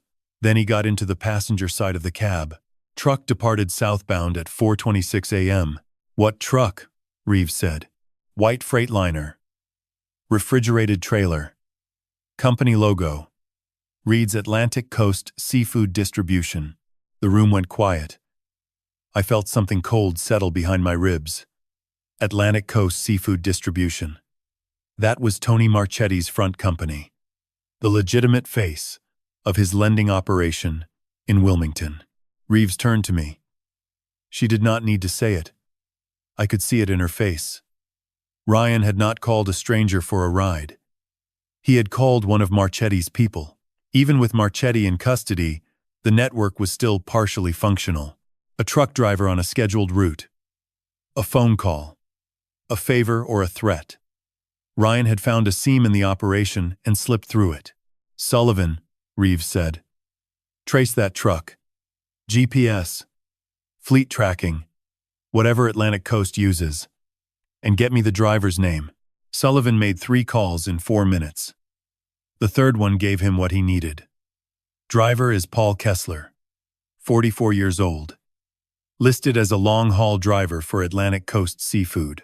His scheduled route today is Smithfield to Wilmington, with a delivery stop in Fayetteville. Truck has a fleet GPS transponder. Current location is I-95 southbound passing Dunn, North Carolina. Speed 63 miles per hour. Reeves studied the map. He is heading to Wilmington. Why Wilmington? Because that is where the boat is, I said. Everyone looked at me. Marchetti runs a seafood distribution company, I said. That means he has access to commercial fishing vessels, docked at the Wilmington port or at a private marina. If Ryan gets on a boat, he can reach international waters in a few hours. From there, a transfer to another vessel heading south. Bahamas, Caribbean. He does not need an airport. He does not need a passport checkpoint. He just needs a boat and enough ocean. Reeves processed this in about 3 seconds. Sullivan, contact the Coast Guard station at Wilmington. I need a list of every vessel registered to Atlantic Coast Seafood Distribution or any entity connected to Tony Marchetti. And I need a cutter on standby at the port entrance. She turned back to me. How far is Fayetteville from Wilmington? About 2 hours by highway, I said. If the truck stops in Fayetteville for the delivery, that gives us time. If it skips the stop and drives straight through, Ryan reaches Wilmington by 7:30. Reeves picked up her phone one more time. Her voice was harder now. Not louder. Just denser. Like a blade being pressed flat. I need an intercept team on Interstate 95, south of Fayetteville. Target is a white Freightliner refrigerated trailer. Atlantic Coast Seafood Distribution. Fleet GPS confirms current position near Dunn, heading south at 63 miles per hour. Passenger in the cab is Ryan Hartwell. Federal warrant. Priority 1. I want that truck stopped before it reaches the Fayetteville exit. Do not wait for the delivery stop. Pull it over and extract the passenger. Coordinate with Highway Patrol for traffic control. Confirm when the team is in position. She hung up. The room was silent except for the hum of Sullivan's laptop and the distant sound of a coffee machine somewhere down the hall. I sat down in the metal chair. My hands were on the table. They were not shaking. 4 months of poison in my food and they were not shaking. The tremor had stopped 3 weeks after I stopped eating what Ryan cooked for me. My hands were mine again. Reeves stood in the doorway. Jim, we have him. The truck is on GPS. The intercept team will be in position within 20 minutes. There is nowhere left to go. I looked at her. What happens when they stop the truck? Ryan will be taken into custody. Cuffed. Transported to the NCIS field office in Norfolk with the others. By this afternoon, all 7 will be in the same building. Interrogation begins tomorrow. I nodded. She paused. You should get some rest. There is a couch in the break room. I am fine here. She studied me for a moment. Then she said something I did not expect. You did not lose your son tonight, Jim. You lost him the day he decided to poison you. Tonight, you are just collecting what is left. She walked back to Sullivan's desk. I stayed in the chair. The clock read 5:14. Through the window at the far end of the station, I could see the first thin line of gray on the horizon. Dawn. The sky over the Outer Banks was waking up, and somewhere south of Fayetteville, a white truck carrying my son was driving straight into a wall he could not see. The call came at 5:41. Sullivan read it without emotion. Intercept team confirms. White Freightliner stopped on Interstate 95, 3 miles south of the Eastover exit. Driver Paul Kessler, compliant. Passenger Ryan Hartwell identified and taken into custody without incident. Target is cuffed and being transported to NCIS field office in Norfolk. ETA. Approximately 3 hours. Reeves exhaled. She did not smile. She did not celebrate. She turned to me and said, 7 for 7. I nodded. My hands were still on the table. Still steady. Captain Holt walked over from the far wall where he had stood for nearly 3 hours watching his station become a federal command center. He looked at Reeves with the expression of a man who wanted his building back, but knew better than to ask for it yet. Ma'am, is there anything else you need from us? Reeves shook her head. We will clear out within the hour, Captain. Thank you for your cooperation. She paused. And for the coffee. Holt almost smiled. Then he walked away and started talking quietly to his deputies. Their night was over. Mine was not. Reeves sat down across from me in interview room B. She closed the door. The camera in the corner still blinked red. She did not seem to care. Jim, I told you earlier that we would have a longer conversation when this was over. This is that conversation. I waited. She folded her hands on the table. The charges against the 7 individuals are federal: conspiracy to commit fraud, elder abuse, administering controlled substances without consent, assault, breaking and entering, attempted murder in the cases involving the boat and the gas. Marchetti faces additional charges for unlicensed lending, extortion, and racketeering. Vanessa Cole faces money laundering through the shell company and the offshore account. Pritchard faces medical fraud and conspiracy. The cases are strong. Your evidence is meticulous. Carlos Medina's documentation is admissible. The recordings, the camera footage, the lab results, the affidavits, all of it holds. She paused. Ryan is looking at 15 to 20 years. Possibly more depending on how the attempted murder charges are classified. Marchetti could get 25. The others will fall somewhere in between based on cooperation. I listened. Each number landed like a stone dropped into water. Ripples spreading outward into a future I had not yet learned how to imagine. You need to understand something, she continued. This case will become public. Your name, your service record, your son's identity. The media will find it. A retired Navy surgeon poisoned by his own son. That is a headline that writes itself. You need to be prepared for that. I am prepared. She studied me. Are you? Because what comes next is not an operation. It is not a mission with a clear objective and a defined endpoint. What comes next is a courtroom, depositions, cross-examinations, defense attorneys who will try to paint you as a paranoid old man who entrapped his own child. They will question your mental state. They will question your motives. They will suggest that a father who installs 8 cameras in his house and hires a private investigator is not a victim but an orchestrator. I have the evidence. You do. And it will hold. But evidence does not protect you from the experience of sitting in a courtroom while your son's lawyer argues that you drove him to desperation. That is a different kind of pain, Jim. The kind that does not show up on a blood test. She stood. I will be in Norfolk this afternoon for the initial processing. You should go home. Sleep. Eat something that you cooked yourself. She allowed herself a small, brief expression that was almost a smile. I will call you when the arraignment is scheduled. Reeves Louisa left the room. Sullivan packed his laptop. The station slowly returned to its normal rhythm. Deputies refilled coffee cups.